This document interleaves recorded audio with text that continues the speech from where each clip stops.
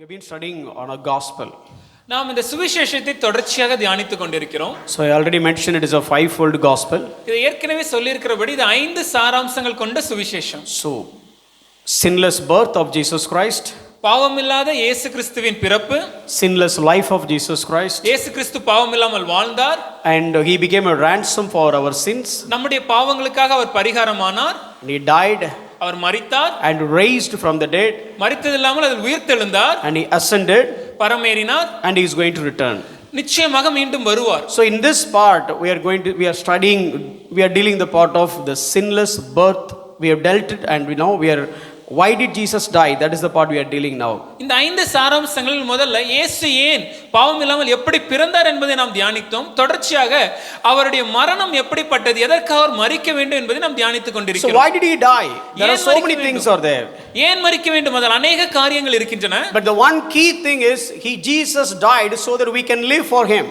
அதில் ஒரு முக்கியமான காரியம் என்னன்னா, அவர் ஏன் மரித்தார் என்றால் நாம் பிழைத்து அவருக்காக வாழும்படி. So the key text that we've been studying, that is 2 Corinthians 5:15. அதற்கு நாம் ஆதாரமாக எடுத்துக்கொண்ட வசனம் 2 கொரிந்தியர் 5ஆம் அதிகாரம் 15வது So வசனம். he died for all, but for him we have to live.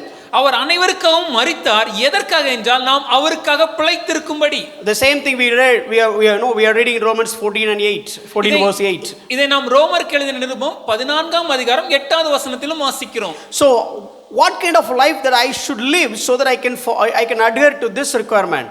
நான் எப்படிப்பட்ட வாழ்க்கை வாழ்ந்தால் தேவன் எதிர்பார்க்கிற இந்த காரியத்தை நான் செய்ய முடியும் என்பதை நாம் கற்றுக்கொண்டோம். So the only one requirement is keep him as a Lord. இதுக்கு ஒரே ஒரு காரியம் என்னன்னாங்க, அவரை ஆண்டவராக நாம் வைக்க வேண்டும். So we have been studying this for so many weeks, இதை தொடர்ச்சியாக பல வாரங்கள் தியானித்தோம். and we are going to complete. அதை இன்றைக்கு அதுக்கு ஒரு முடிவு வரப்போகுது, முடிக்க போறோம். Actually very key principle I thought of teaching today, அதில் ரொம்ப முக்கியமான ஒரு கருத்தை எனக்கு உங்களுக்கு சொல்லணும்னு ஆசைப்பட்டேன். but so many people are not available, but still let's start. நிறைய பேர் இன்னைக்கு விடுமுறை காரணமாக இல்லாவிட்டாலும் நாம் அதை தியானிக்க போகிறோம். So I look for one day when the Christian society has changed in such a way that okay, if you want to take a vacation, we will take vacation on the working days, but however we will be there in the weekend to we don't want to miss the Sunday. I don't know when the transformation is going to come. நான் ஒரு நாளை எதிர்பார்க்கிறேன். எந்த நாள்னா, விடுமுறையா இருந்தனா நாங்க வார நாட்கள்ல கூட எங்களோட விடுமுறை எடுப்போம், ஞாயிற்றுக்கிழமையில விடுமுறை எடுக்க மாட்டோம்னு இருக்கிற ஒரு கிறிஸ்தவ சமுதாயம் மாறணும். அப்படி ஒரு மறுரூபம் என்னைக்கு நடக்கும்னு தெரியல, ஆனா எதிர்பார்க்கிறேன். If there is a deployment, we will not take leave. ஒருவேளை அலுவலகத்துல இன்னைக்கு ஒரு முக்கியமான அலுவல் இருந்துச்சுன்னா இன்னைக்கு நம்ம விடுப்பு எடுக்க மாட்டோம். Maybe it is something on a day of your promotion, you will not take leave. ஒருவேளை இன்னைக்கு வேலையில் நமக்கு பதவி உயர்வு இருக்கும் நாள் என்றால் நம்ம அன்னைக்கு விடுப்பு எடுக்க மாட்டோம். Or maybe the day of your appointment in a new company, you will not take leave. ஒருவேளை புதுசா ஒரு அலுவலகத்துல நம்ம இன்னைக்கு தான் முதல் நாள் பணியில சேர போறோம்னா அன்னைக்கு நிச்சயமா விடுப்பு எடுக்க மாட்டோம். By the way, I am not against vacation. நான் சொல்றதுனால விடுமுறை எடுக்க தவறு நாங்க சொல்ல வரல. So what I am trying to say is, ஆனா என்ன சொல்ல விரும்புறோம்னா, see there are many key, the priority that we set, it has been changed nowadays. நம்முடைய வாழ்க்கையில எதற்கு முக்கியத்துவம் கொடுக்க வேண்டும் என்ற வரிசையில இன்னைக்கு பல காரியங்கள் மாறி காணப்படுகின்றன. We don't even feel guilt miss Sabbath, but there were days they even tried to die to attend the Sabbath.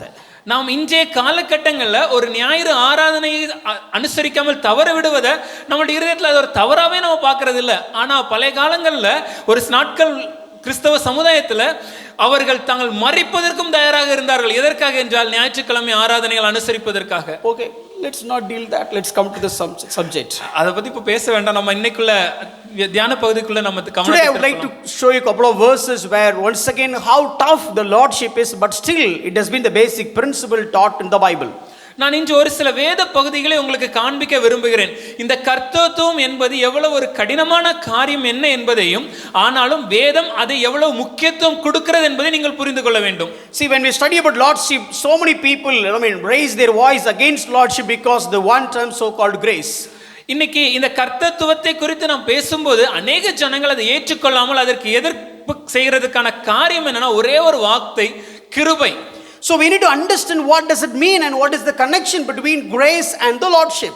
ஆகவே நம்ம இந்த கிருபைனா என்ன என்பதை முழுசா அறிந்து கொள்ளணும். இந்த கிருபைக்கும் இந்த கர்த்தத்துவத்துக்கும் என்ன தொடர்பு இருக்கிறது என்பதை நாம் புரிந்து கொள்ள வேண்டும். Grace is not the license for us to do sin and we can come easily to God through the door of grace. கிருபை என்பது நாம் பாவம் செய்வதற்காக நமக்கு கொடுக்கப்பட்ட ஒரு வழிமுறை அல்ல. கிருபை என்பது நாம் பாவம் செய்துவிட்டு தேவனை திரும்பி வருவதற்காக நாம் வைத்திருக்கிற ஒரு வழிமுறையும் அல்ல. Grace is the is the door where you can run towards God to get to escape from the trap of the oppression of sin. கிருபை எதற்காக கொடுக்கப்பட்டது என்றால் அது ஒரு கதவு மாறிங்க. அதன் வழியாக நாம் வெகு தீவிரமாக தேவனை நோக்கி வர வேண்டும். எதற்காக என்றால் பாவமும் பாவத்தில் வைக்கப்படும் கண்ணிகளிலும் அகப்படாமல் இருப்பதற்காக. Jude chapter 1 verse 4 last we have studied. யூதா 1ஆம் அதிகாரம் 4வது வசனத்தை கடந்த வாரம் தியானித்தோம். The certain people, they are ungodly people, they misuse the grace, but who are they? Simply they don't treat Jesus as Lord. அநேக ஜனங்கள் இந்த கிருபையை தவறாக பயன்படுத்துகிறார்கள். யார் அவர்கள் என்று பார்த்தால் அவர்கள் இந்த கிருபையை சரியாக புரிந்து கொள்ளாதவர்கள். But what is the purpose of grace? ஆனால் கிருபை எதற்காக கொடுக்கப்பட்டது? Why did God give us grace? தேவன் எதற்காக கிருபை அளித்திருக்கிறார்? Now if you read Titus chapter 2 11 to 13, grace has appeared for us to have more godliness. தீத்து 2ஆம் அதிகாரம் 12 13 வசனங்களை நாம் பார்க்கும்போது இந்த கிருபையானது எதற்கு கொடுக்கப்பட்டதுன்னா நான் தெய்வ பக்தியற்றவர்களாய் வாழ்வதற்காக, to move away from the worldliness, இந்த உலக காரியங்களிலிருந்து விடுபடுவதற்காக, to move away from worldly passions, இந்த உலக ஐஸ்வரியங்களும் ஐஸ்வரியத்திற்கு விடுபட்டு காணப்படுவதற்காக, to become a self controlled person and to live upright life, ஒரு சுய கட்டுப்பாடு ஒரு வாழ்க்கை வாழ்வதற்காக, ஒரு நீதியுள்ள வாழ்க்கை வாழ்வதற்காக. So that is the purpose of grace. இதுக்கு தாங்க கிருபை கொடுக்கப்பட்டது. And how long it has been given? இந்த கிருபை எம்மட்டும் கொடுக்கப்பட்டது. Still you see the hope of the glory. நாம் அந்த மகிமையை அடையும் மட்டும் நாள் மட்டுமே. So that is the purpose of grace. அதுதாங்க கிருபை. And the moment you don't know about lordship, then obviously you will misuse the grace. நாம் இந்த கர்த்தத்துவத்தை தெளிவாக புரிந்து கொள்ளவில்லை என்றால் இந்த கிருபையை நாம் தவறாக உபயோகிக்க ஆரம்பித்து விடுவோம். And last week we started studying about the demand of Jesus Christ. நாம் கடந்த வாரம் தேவன் இயேசு கிறிஸ்து நம்மள்ட்ட வைக்கிற நிபந்தனை எப்படிப்பட்டது என்பதை குறித்து தியானித்தோம். So I'd like to conclude this series with study the demand of Jesus Christ. இந்த தொடர் பிரசங்கத்துக்கு இன்னைக்கு ஒரு முடிவுரையாக இயேசு கிறிஸ்து வைக்கிற நிபந்தனைகளை சொல்லிவிட்டு இன்னைக்கு முடிக்கலாம் என்று எதிர்பார்க்கிறேன். See, the deliverance and the demand, it is going hand in hand. விடுதலையும் தேவன் வைக்கிற நிபந்தனையும் இந்த ரெண்டும் ஒன்றோடு ஒன்று தொடர்புடையது. If you don't fulfill the demand, you cannot expect the deliverance. தேவன் வைக்கும் நிபந்தனைகளை நாம் நிறைவேற்றாவிட்டால் தேவன் கொடுக்கும் விடுதலை நம்மால் எதிர்பார்க்க முடியாது. Today the Christian world spoke so much about the deliverance but not speaking about the demand. இன்னைக்கு கிறிஸ்தவ உலகத்துல அதிகமாக இந்த விடுதலை குறித்து பேசுகிற நாம தேவன் எதிர்பார்க்கிற நிபந்தனை குறித்து பேச தவறிவிட்டோம். But if you don't attain the demand, or if you don't adhere the demand, you cannot expect the deliverance. ஆனால் தேவன் வைக்கிற நிபந்தனையை நாம் நிறைவேற்றாவிட்டால், தேவன் வைக்கிற நிபந்தனைக்கு நாம் அனுகூலமாக மாறாவிட்டால் நாம் அந்த விடுதலை எதிர்பார்க்க முடியாது. See, sometimes the injection is so hard. சில நேரங்கள்ல அந்த ஊசி நமக்கு கடினமாக தான் இருக்கும். But when you accept the injection, then only you can expect the healing. ஆனா அந்த ஊசியை நீங்க ஏற்றுக்கொண்டால் மாத்திரமே, அதை போட்டுக்கிட்டீங்கன்னா மாத்திரம் தான் உங்களுக்கு சுகம் கிடைக்கும். I cannot avoid the injection because it's paining. But in order to get the deliverance, I need to accept that pain. ஐயா எனக்கு வலிக்குதுன்னு சொல்லிட்டு இந்த ஊசி போடுவதற்கு நான் தயாராக இல்லைன்னா நான் அதன் மூலமா கிடைக்கிற அந்த சுகத்தையும் விடுதலையும் நான் எதிர்பார்க்க முடியாது. See, the last few centuries we have been focused so much on the deliverance, but we don't understand the demand. That is the key problem of Christianity today. இன்றைய கிறிஸ்தவத்தில் அதிகமாக காணப்படுகிற பிரச்சனைக்கு காரணம் என்னவென்றால் கடந்த சில நூற்றாண்டுகள்ல நாம் அதிகமாக இந்த விடுதலையை குறித்து சொல்லி காணப்பட்டோமே தவிர தேவன் வைத்திருக்கிற நிபந்தனையை கற்றுக் கொடுக்க மறந்து விட்டோம். If we go back to the church fathers, Saint Augustine, Chrysostom, and all those church fathers, if we preach this sermon, this is a kind of LKG, in fact pre-KG stuff for them. ஒருவேளை ஆதி திருச்சபை தலைவர்களாக இருந்த Saint அகஸ்டினோ இல்ல கிறிஸ்டாஸ்டம் போன்ற ஆதி திருச்சபை தலைவர்களிடத்துல இப்படிப்பட்ட சத்தியங்களை நாம் சொல்லும்போது அவர்களுக்கு இதற்கு மிகவும் எளிமையான ஒரு எல்கேஜி படிப்பு போன்ற காரியங்கள் தான். This is something for them, it's a basic truth. Come on, tell me something more than that.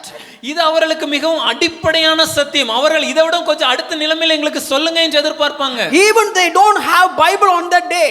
அந்த காலகட்டத்தில் அவங்களுக்கு வேதம் முழுமையாக இல்லை. The way that we have Bible, it was not there with their hand, but they understood this concept of lordship, which means this is the basic fundamental requirement of being a Christian. இன்றைக்கு நம்முடைய கையில இருக்கிற இந்த முழுமையான வேதாகமத்தை போல அவர்கள் கையில் அன்றைக்கு முழுமையான வேதாகமும் இல்லை. ஆனா அவர்கள் இந்த கர்த்தத்துவம் என்ன என்பதை முழுமையாக அறிந்ததன்படி வாழ்ந்தாங்க. Look at the translators, or look at the people, those who are translated to bring the reformation into the Christian world. இந்த வேதாகமத்தை மொழிபெயர்த்தவர்களை பாருங்கள். இந்த கிறிஸ்தவ சரித்திரத்தில் அதிகமாக ஒரு மறுமலர்ச்சி உண்டாக்கின தலைவர்களை பாருங்கள். What happened to Martin Luther? Martin லூதருக்கு என்னவாயிற்று? What happened to all the other the reformers? அனைத்து சீர்திருத்தவாதிகளுடைய வாழ்க்கை எப்படி இருந்தது? Sometimes because of they accept Jesus Christ as Lord, they put them on the fire. சில நேரங்களில் இயேசு கிறிஸ்துவை தங்களுடைய கர்த்தராகவும் ஆண்டவராகவும் அவர்கள் ஏற்றுக்கொண்டதனால அவர்கள் தீக்கு தங்களை கொடுப்பதற்கும் தயாராக இருந்தார்கள். And I said, we have been discussing about these people, Thomas Granmore and all these people. Something they are on the fire, but even in the fire, they don't deny the lordship of Jesus Christ because they understood He is Lord. நாம் கடந்த சில நாட்களுக்கு முன்பாக Thomas Cranmer போன்ற சில கிறிஸ்தவ தலைவருடைய வாழ்க்கை சரித்திரத்தை கூட நாம் கேட்டோம். அதை அவர்கள் பார்க்கும்போது அவர்களை தீயிலே தூக்கி போட்டாலும் கூட இந்த இயேசு கிறிஸ்து தான் கர்த்தர் என்ற காரியத்தை மறுதலிக்க அவர்கள் தயாராக இல்லை. Look at the life of, go back and study about the life of William Tyndale and John Calvin, and look at all these people. These people are, even though they are dying, they don't ready to deny the lordship because they sold out their life. That is what the basic Christianity. Maybe நீங்க வீட்டுக்கு சென்ற பின்பாக இந்த போன்ற சரித்திரங்களை நீங்கள் படித்து பாருங்கள். ஜான் கால்வினை பற்றி வாசித்து பாருங்கள், வில்லியம் டிண்டேலை பற்றி வாசித்து பாருங்கள். தாங்கள் மரிப்பதற்கு தங்களை ஒப்பு கொடுத்தாலும் கூட இந்த இயேசு கிறிஸ்து தான் கர்த்தர் என்ற காரியத்தை மறுப்பதற்கு அவர்கள் தயாராக இல்லை. ஏன்னா அவங்க வாழ்க்கையில் இது ஒரு அடையாளமாக மாறி இருந்தது. They don't treat this as a very tough thing or bigger thing or something. It's so highly exalted doctrine, but they said, this is the basic fundamental LKG. Yes, of course I should do that. அவர்கள் இந்த கர்த்தத்துவத்தை பார்க்கும்போது இது மிகவும் மேன்மையான ஒரு கடினமான உயர்த்த ஒரு வேதாகம சித்தாந்தம் என்றெல்லாம் அவர்கள் அது எண்ணவில்லை. இது அடிப்படை கிறிஸ்தவ தத்துவம் என்று அவர்கள் பார்த்தாங்க. This Christianity that we have been following, we have adopted, that is got diluted for the last 5 or 6 centuries. ஆனால் இன்று நாம் பார்க்கிற கிறிஸ்தவம் இல்ல, நாம் வாழ்ந்து கொண்டிருக்கிற கிறிஸ்தவம் கடந்த 5-6 நூற்றாண்டுகளாக மிகவும் இலகுவாக கீழ்த்தரமாக மாறிவிட்டது. We read Bible, Tamil Bible on a daily basis, on every day. நாம் தினமும் நம்முடைய தமிழ் வேதாகமத்தை வாசிக்கிறோம். Simple, go back and read the life of Segan Paul. நீங்கள் வீட்டுக்கு சென்று சீகன் பால் அவருடைய வரலாற்றை படித்து பாருங்கள். Go back and read the way, how did he translate, எப்படி இந்த வேதாகமம் தமிழ் மொழிபெயர்க்கப்பட்டிருக்கிறது என்று வாசித்து பாருங்கள். and what happened to his life, அவருடைய வாழ்க்கைக்கு என்னவாயிற்று. and you all know about the most, the second best seller in the world after the Bible is the Pilgrim in Progress. இந்த உலகத்திலே அதிகமாக விற்கப்படும் வேதாகமத்திற்கு அடுத்து இரண்டாவது அதிகமாக உலகத்தில் விற்கப்பட்ட புத்தகம் எது என்று பார்த்தால் மோட்ச பிரயாணம். So that book written by John Bunyan. John பனியன் என்பவர் அதை எழுதி இருக்கிறார். Go back and study his life. அவருடைய வாழ்க்கை சரிதையை படித்து பாருங்கள். So he was in prison. அவர் சிறையில் இருந்தார் for many years. பல வருடங்களாக. Because they put in prison, we got this book Pilgrim in Progress. ஆனால் அவர் சிறையில் போடப்பட்டது நிமித்தமாக தான் நம்ம கையில் இந்த மோட்ச பிரயாணம் என்ற புத்தகம் கிடைத்தது. So many years of captivity, but they never question about the lordship of Jesus Christ. பல வருடங்களாக சிறையிருப்பு தாங்க, ஆனால் அவர்கள் ஒரு முறை கூட இந்த கர்த்தத்துவத்தை கேள்வி கேட்கவில்லை. So now I talked about church history. சபை வரலாற்றை குறித்து பேசினேன். Now let's look at the book of, let's come to the apostles. இப்பொழுது அப்போஸ்தலருடைய வாழ்க்கையை பாருங்களேன். In the entire book of Acts you can see Jesus name as a savior only 2 times. இந்த முழுமையா அப்போஸ்தல நடவடிக்கை புத்தகத்தை நீங்கள் வாசித்து பார்த்தீர்கள் என்றால் இயேசு கிறிஸ்து தான் இரட்சகர் என்பதை 2 முறை தான் குறிப்பிடப்பட்டிருக்கிறது. 90+ times Jesus Christ has portrayed as Lord. ஆனால் 90க்கும் அதிகமான முறை இயேசுவை ஆண்டவர் என்று அவர்கள் அறிவித்திருந்தார்கள். See, I just slowly I'm trying to going back towards the Bible when it comes to lordship. இந்த கர்த்தத்துவம் என்ற காரியத்தை வேதாகமம் எப்படி காண்பிக்கிறது, எப்படி இருந்தது என்பதை நான் கொஞ்சம் கொஞ்சமா உங்கள் கவனத்தை திருப்ப ஆசைப்படுகிறேன். Today the lordship is something like alienated to Christianity. இன்னைக்கு கிறிஸ்தவத்துல இந்த கர்த்தத்துவத்தை குறித்து பேசினா அது ஏதோ வேற்று கிரகவாசிகள் பேசின காரியம் போல் காணப்படுகிறது. 17th and 15th centuries people are ready to die, ready to burn themselves just to accept Jesus Christ as Lord, not Mary. ஆனால் 15ஆம் 17ஆம் நூற்றாண்டுகளில் இயேசு கிறிஸ்து தான் ஆண்டவர் என்ற காரியத்தை ஏற்றுக்கொள்வதற்காக ஜனங்கள் மரிக்கவும் தங்களை தீக்கி இரையாக கொடுக்கவும் அவர் தயாராக இருந்தார்கள். ஏனென்றால் அவர்கள் இயேசு கிறிஸ்து தான் ஆண்டவர், மரியாள் அல்ல என்பதை ஏற்றுக்கொண்ட ஒரே காரணத்தின் நிமித்தமாக. They didn't get much benefit out of that so called blessings. அவர்களுக்கு இன்னைக்கு கோரப்படும் ஆசீர்வாதங்கள் போன்ற எல்லா காரியங்களும் அவர்கள் வாழ்க்கையில் கிடைக்கவில்லை. But we still remember them. ஆனா இன்னைக்கு அவங்கள நாம ஞாபகம் வச்சுக்கிறோம். If they were not there, we will not be here today. ஒருவேளை அவர்கள் அந்த முடிவை எடுக்கவில்லை என்றால் இன்னைக்கு நாம் இருக்க முடியாது. So I said today's Christianity. இன்றைய கிறிஸ்தவத்தை குறித்து சொன்னேன். I talked about earlier, the early church history. ஆதி திருச்சபை குறித்து பேசினோம். And I spoke about the Bible, apostles, days of apostle. அப்போஸ்தல நாட்கள் எப்படி இருந்தது என்பதை காண்பித்தேன். Today I'm going to talk about what Jesus said. ஆனால் இன்னைக்கு இயேசு என்ன சொன்னார் என்பதை சொல்ல போகிறோம். Merciless response many times. பல நேரங்களில் இரக்கமில்லாத ஒரு வார்த்தைகள். If you were there on that day and understand what is really Jesus expecting, let me tell you very honestly, I would have not accepted Jesus Christ as Lord. ஒருவேளை இயேசு வாழ்ந்த காலகட்டத்தில் நாம் வாழ்ந்திருந்து இயேசு சொன்ன வார்த்தைகளை நாம் கேட்டிருந்தோம், இயேசு வைக்கிற நிபந்தனைகளை நாம் முழுமையாக புரிந்து கொண்டோம் என்றால் நான் சொல்கிறேன், நானே அவரை என்னுடைய ஆண்டவராக ஏற்றுக்கொண்டிருக்க மாட்டேன். Such a tough decision. ஏன்னா அது ஒரு கடினமான ஒரு முடிவு. Yes, maybe this week and next week I'm going to explain all that in detail. இந்த வாரம் அடுத்த வாரம் அதை இன்னும் விலாவரியாக உங்களுக்கு விளக்க ஆசைப்படுகிறேன். And with that we'll conclude the series. அதோடு இந்த தொடர் பிரசங்கங்களை நாம் முடிக்க போகிறோம். See, no, it's my burden. Please try to understand my heart. இது என்னுடைய இருதயத்தின் பாரம், தயவு செய்து புரிந்து கொள்ளுங்கள். We read Bible differently. நாம் வேதத்தை இன்னைக்கு வேறு மாதிரியாக வாசித்துக் கொண்டிருக்கிறோம். So I would like to go back to the Roman world and read what Paul said. ஆனால் ரோமர் சாம்ராஜ்யம் வாழ்ந்திருந்த காலகட்டத்தில் பவுல் இந்த வேதாகமத்தை எழுதும்போது என்ன நோக்கத்தோடு எழுதினார் என்பதை உங்களுக்கு காண்பிக்க விரும்புகிறேன். Let me give one example. ஒரு எடுத்துக்காட்டு சொல்றேங்க. Every convention, every gospel convention meeting, the final prayer goes like this. ஒவ்வொரு நற்செய்தி கூட்டத்திலும் கடைசி ஜெபம் இப்படியாக இருக்கும். If you believe the gospel, நீங்கள் இந்த சுவிசேஷத்தை விசுவாசித்தீங்கன்னா, and if you want to come to Jesus Christ, இயேசுவினிடத்தில் வர விரும்புனீங்கன்னா, please come forward. முன்னாடி வாங்க. We'll utter a prayer. Please say this prayer. நாங்கள் ஒரு ஜெபத்தை சொல்கிறோம், நீங்கள் அதை எங்களுக்கு பின்னாடி தொடர்ந்து சொல்லுங்க. The prayer is very common. அது நமக்கு தெரிந்த ஒரு பொதுவான ஒரு ஜெபம் தான். Believe Jesus Christ as a Lord and Savior in your heart. இயேசு கிறிஸ்துவை உன்னுடைய ஆண்டவர் இரட்சகரும் உன்னுடைய இருதயத்தில் ஏற்றுக்கொள். Have you done that? நீங்க அது பண்ணிருக்கியா? And everybody will say that yes, we believe Jesus Christ as a Lord and Savior. எல்லாரும் ஆமா இயேசு தான் எங்கள் ஆண்டவர் இரட்சகர்னு விசுவாசிக்கிறோம்னு சொல்லுவாங்க. Now Bible says that you have to confess it out of your mouth. வேதம் சொல்லும்போது இது உங்களுடைய வாயில நீங்கள் அறிக்கையிட வேண்டும் என்று இருக்கிறது. Then only you will be saved. அப்பொழுதுதான் நீங்க இரட்சிக்கப்படுவீங்கன்னு இருக்கு. So all the people those who are coming forward, they thought, okay, I should confess it. I need to tell that Jesus Christ as my Lord and Savior, then I will become a Christian. ஆகவே இன்னைக்கு முன்னாடி வர்ற எல்லா ஜனங்களும் என்ன நினைச்சுக்கிறாங்கன்னா, இயேசு கிறிஸ்து தான் என்னுடைய ஆண்டவரும் இரட்சகரும் நான் அறிக்கையிடணும், என் வாயில அதை நான் சொல்லும்போது நான் ரட்சிக்கப்படுகிறேன், நான் கிறிஸ்தவன் ஆகிறேன் என்று நினைக்கிறாங்க. என்ன நினைக்கிறாங்கன்னா, வெக்கப்படாம இவங்க முன்ன சொல்லிட்டா போதும் நம்ம ரட்சிக்கப்பட்டோம் போல இருக்கு அப்படின்னு நினைச்சுக்கிறாங்க. People are thinking that without any shame, if I could confess that he is my Lord and Savior, then I am saved. So far I have been called this guy as Lord, that guy as Lord, so called this name, Lord this name. So now I need to come and tell that, oh, this is no more Lord so called names hereafter, Lord Jesus. That's it. இதுவரைக்கும் என்னுடைய வாழ்க்கையிலே இந்த பெயரை என்னுடைய தேவனாக வைத்திருந்தேன், இல்லை இந்த பெயர் என்னுடைய தேவனாக வைத்திருந்தேன், இப்படிப்பட்ட காரியங்கள் என்னுடைய தேவன்களாக இருக்கும்போது இல்லை இதெல்லாம் இன்னைக்கு இல்லப்பா, இன்னைக்கு இயேசு கிறிஸ்து என் தேவன், இனிமேல் இந்த தேவர்கள் அல்ல என்று அவர்கள் அறிக்கை இடும்போது நான் ரட்சிக்கப்பட்டேன் நினைச்சுக்கிறாங்க. இல்ல இவர் லாடுன்னு சொல்லிட்டு இருந்தேன், இப்போ இயேசு லாடுன்னு சொன்னா முடிஞ்சு போச்சு அப்படி நினைச்சாங்க. People think that till now I claim he is Lord or he is the so called Lord, but now I say if Jesus is Lord, they think everything is done. But they quoted this verse, Romans 10:9. இதற்கு ஆதாரமாக ரோமர் 10ஆம் அதிகாரம் 9ஆம் வசனத்தை சொல்லுவோம். Believe Jesus Christ as your Lord and Savior in your heart. உன் இருதயத்தில் இயேசு கிறிஸ்துவை ஆண்டவர் இரட்சகராய் ஏற்றுக்கொண்டு. ஆமா விசுவாசிக்கிறேன். And when people ask, have you believed it, and people will confess, yes I do. Okay, now you confess it.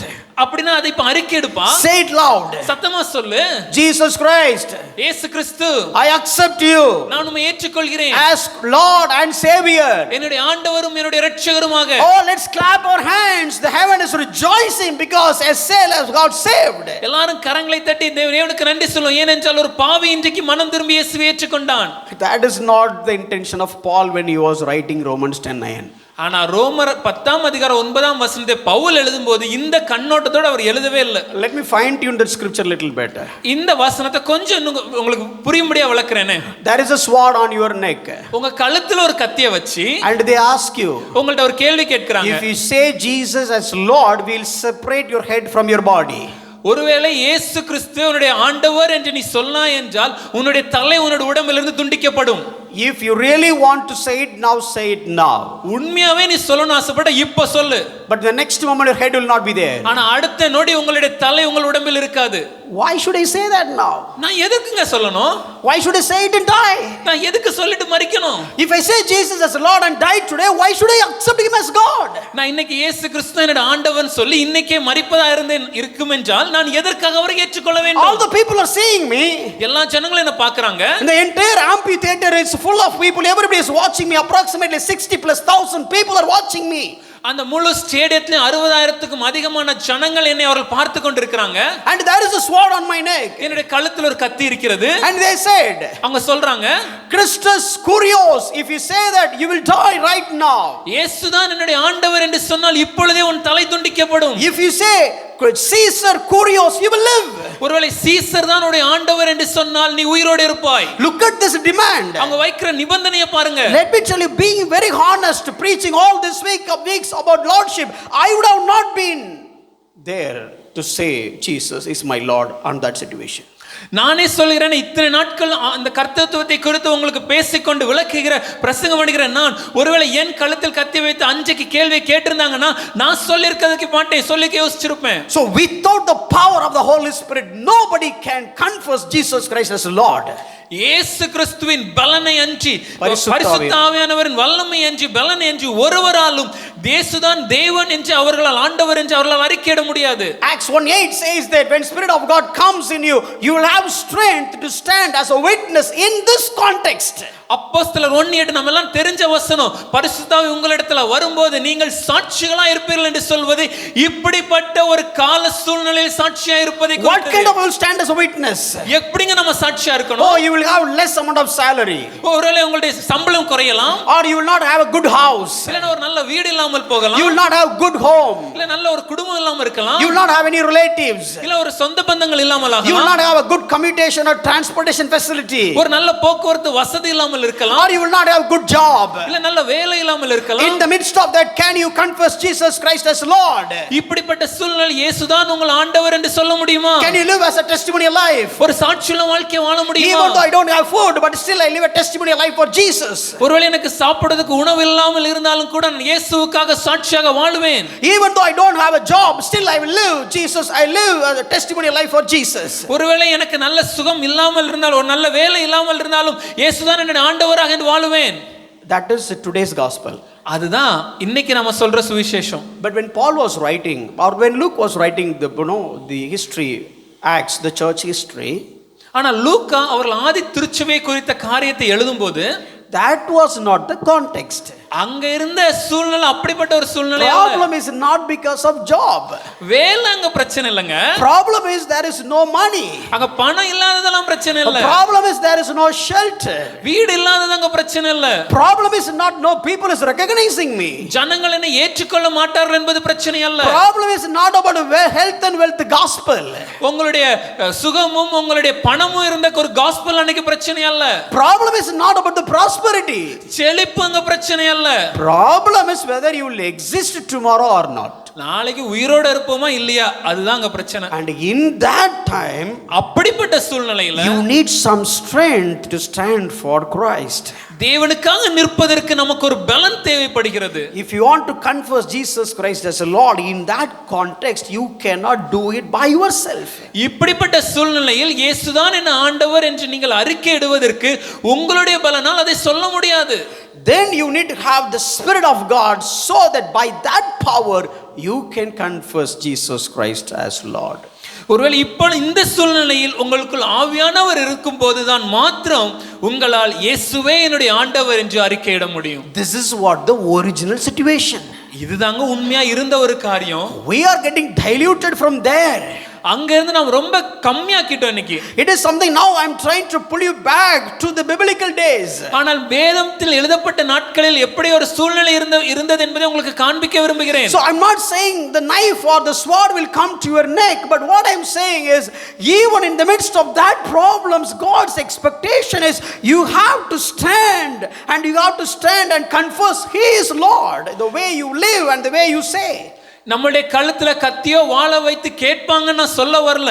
ஆனா நான் என்ன சொல்ல விரும்புறேன்னா, என்ன சூழ்நிலையாக இருந்தாலும் கூட அவர்தான் என்னுடைய ஆண்டவர் என்ற ஒரு வாழ்க்கையை வாழ்வதற்கு நாம் தயாராக ஆயத்தமாக இருக்க வேண்டும். நம்முடைய வாழ்க்கையிலும் சரி, நம்முடைய வார்த்தையிலும் சரி. That kind of demand that Jesus is just put forth before us. இப்படிப்பட்ட ஒரு காரியத்தை தான் தேவன் நமக்கு முன்பாக வைத்து கேட்கிறார். But in the but what we have practiced, it's diluting and just more diluted. ஆனா இன்னைக்கு நம்ம கிறிஸ்தவ உலகத்துல நம்மளுடைய வாழ்க்கை முறையில இதை ரொம்ப அதிகமாக கம்மி பண்ணி ரொம்ப லகுவாக மாற்றி விட்டோம். We want to please people. ஜனங்களை பிரியப்படுத்த விரும்புகிறோம். We want to please the society. நம்முடைய சமுதாயத்தை பிரியப்படுத்த We விரும்புகிறோம். want to please the denomination. நாம் இருக்கிற சபை வகுப்பை பிரியப்படுத்த We விரும்புகிறோம். want to please the people, those who are in so called leaders. தலைவர்கள் என்று அழைக்கப்படும் ஜனங்களை பிரியப்படுத்த விரும்புகிறோம். So what they preach, we started preaching. அவங்க என்ன சொல்றாங்களோ நாமளும் சொல்ல So ஆரம்பிச்சோம். what they say, we started echoing them. அவங்க என்ன சொல்றாங்களோ அதுக்கு நாம் எதிரொலியாக மாறிவிட்டோம். But what we are doing is we want you to back to the Bible. ஆனா நாங்க உங்கள்ட்ட இருந்து எதிர்பார்க்கிற காரியம் என்னன்னா, வேதத்திற்கு திரும்புங்கள். It is tough for you, அது உங்களுக்கு கடினம் தான். but the same way it is tough for us as well. அதே போல அது எங்களுக்கு ஒரு கடினமான காரியம் தான். If it is new for you, then let me tell you, it is new for me as well. ஒருவேளை உங்களுக்கு இது புதிதான ஒரு காரியமாக இருந்துச்சுன்னா நான் சொல்றேன் அது எங்களுக்கும் புதுசுதாங்க. It is not I have been practicing it for 100 years and now I'm trying to experience, I'm trying to explain the experience that I have. No, it is not. இது நான் ஒரு 100 வருடம் என் வாழ்க்கையில் பழக்கப்படுத்தி வாழ்ந்து கொண்ட ஒரு முறையை உங்களுக்கு சொல்றேனா? இல்ல, அப்படியெல்லாம் இல்ல. இது எனக்கும் புதிது. It is tough for you. I know that as much it is tough for me. இது உங்களுக்கு வாழ்க்கையில் பழக்க வைப்பதற்கு எவ்வளவு கடினமோ அதே போல எனக்கும் ஒரு கடினம் தான். We have been also living in the same Christian world and for us it is new. இதே கிறிஸ்தவ சமுதாயத்துல தான் நாங்களும் வாழ்ந்திருக்கிறோம். இதுவும் எங்களுக்கு புதிதான ஒரு காரியமே. But when we read the people, the biographies of people, when you look at the history, this is what norms for them. ஆனால் நீங்கள் சரித்திரங்களை படிக்கும்போது, தேவனுக்காக வாழ்ந்த ஜனங்களுடைய வாழ்க்கைகளை படிக்கும்போது இது அவர்களுக்கு மிகவும் சாதாரணமான அடிப்படை காரியம். I don't know whether I have said this or not. I mean, once they went to ask John Wesley. நான் இத சொல்லிருக்கேனா இல்ல எனக்கு தெரியல. ஆனா ஒரு முறை ஜான் வெஸ்லியிடம் அவர்கிட்ட சென்று இதை கேட்டார்கள். They asked, one lady went and one Quaker lady went and asked John Wesley, a rich woman. Quaker என்ற சபை வகுப்பு பிரிவை சேர்ந்த ஒரு பணக்கார பெண்மணி ஜான் வெஸ்லியிடம் அவர்கிட்ட சென்று இந்த கேள்வியை கேட்டாங்க. So John Wesley, if you know that you will die tomorrow, what will you do? ஒருவேளை நாளைக்கு நீங்க மரிப்பீங்கன்னா ஐயா ஜான் வெஸ்லி நீங்க என்ன பண்ணுவீங்க? இல்ல நாளைக்கு நீங்க மரிப்பீங்கன்னு உங்களுக்கு தெரிஞ்சிருச்சு, நீங்க இப்ப என்ன பண்ணுவீங்கன்னு கேட்டாங்க. If you know that you will die tomorrow, what you will be doing today? John Wesley's response. அதற்கு இப்படியாக ஜான் வெஸ்லி பதில் சொன்னார். Tomorrow morning I have to go to this place to preach. I'll go and preach. நாளை காலையில் இந்த இடத்திற்கு நான் பிரசங்கம் பண்ண செல்ல வேண்டும், அங்க சென்று பிரசங்கம் பண்ணுவேன். And afternoon I have a plan to meet that one particular brother. I need to go and meet them. He named it but I forgot it. மதியம் இந்த சகோதரன் சொல்லி ஒரு சகோதரர் பேரை சொல்லி அந்த சகோதரனை சந்திக்கணும், அதற்காக நான் செல்வேன். And evening I have an appointment here to preach this particular church, in this particular chapel, whatever it is. சாயந்திரம் இந்த தேவாலயத்துல இந்த காரியத்தை குறித்து நான் பிரசங்கம் பண்ணனும், அங்க நான் செல்வேன். And the night I will have good time of family, having a good family time as usual. இரவு நேரங்களில் எப்பொழுதும் போல வீட்டில் இருக்கிற எல்லாரோட நேரத்தை நல்லபடியா செலவிடுவேன். And I'll eat, சாப்பிட்டு விட்டு and sleep and expecting for glorious life. தூங்கும்போது ஒரு நல்ல ஒரு மகிமையான வாழ்விற்காக எதிர்பார்த்து நான் தூங்க ஆரம்பிப்பேன். What is trying to say? அவர் என்ன சொல்ல விரும்புறார்? Whatever happened in my life today or tomorrow, என் வாழ்க்கையில் இன்னைக்கோ நாளைக்கோ அது என்ன நடந்தாலும் சரிங்க, when it comes to Christ and me, கிறிஸ்துவுக்கும் எனக்கும் இடைப்பட்ட காரியத்தில் there is no change. அங்க எங்க மாற்றமும் இல்ல. See, we read about John Wesley. John Wesley குறித்து வாசித்திருக்கிறோம். We quote about John Wesley. John Wesley பற்றி பேசுகிறோம். We speak about Methodist ஊழியங்களை பற்றி பேசுகிறோம். But still this is the life they have lived. ஆனா அவங்க வாழ்ந்த வாழ்க்கை இப்படிப்பட்ட ஒரு வாழ்க்கை. And they changed the world. உலகத்தை கலக்குகிறவர்களாக இருந்தார்கள். So that is what I am expecting. That is what we are trying. அதுதான் நாங்களும் எதிர்பார்க்கிறோம், அதுக்காக தான் முயற்சிக்கிறோம். And I think Saint Assis, I forgot his name exactly. அவருடைய பேரை முழுமையாக ஞாபகம் இல்ல. Saint Assis என்று நினைக்கிறேன். He was just gardening. அவர் ஒரு முறை தன்னுடைய வீட்டில் இருந்த அந்த புல்களை வெட்டி கொண்டிருந்தார். அந்த செடியெல்லாம் ஒன்று போல அதை கட் பண்ணிட்டு இருந்தாரு. He was gardening the whatever things he had in his home. And one lady came and asked, அப்போ ஒரு பெண்மணி வந்து கேட்டாங்க, sir, ஐயா, if you die if you die in next few moments, what will you do? இன்னும் சில நொடிகளில் நீங்கள் மரிப்பீர்கள் என்றால் நீங்க என்னங்க செய்வீங்க? He said, I'll keep doing this. நான் பராமரிப்பு பண்ணி தொடர்ச்சியா செஞ்சிட்டு இருப்பேன். So what is my point here? நான் என்ன சொல்ல வரேன்னா, they treated this world so lightly. அவர்கள் இந்த உலகத்துக்கு அடுத்த காரியங்களை மிகவும் சாதாரணமாக பார்க்க ஆரம்பித்தார்கள். So I'm not saying that okay, accept Christ and die. No, that is not my point. இயேசு கிறிஸ்துவை ஏற்றுக்கொண்டு மரித்து விடுங்கள் என்று நாங்கள் சொல்ல வரவில்லை. John Wesley was not dead on the next day. அதுக்கு அடுத்த நாள் ஜான் வெஸ்லி மரிக்கவில்லை. Saint Assis didn't die on that day. அந்த நாட்களில் செயின்ட் அசிசியும் மரிக்கவில்லை. But what is their point? ஆனா அவங்க என்ன சொல்ல வராங்கன்னா, so they don't treat this world as something like, oh, I will miss this world. No, they treat Jesus as a Lord. So this world and the world to come, everything is just one phase for them.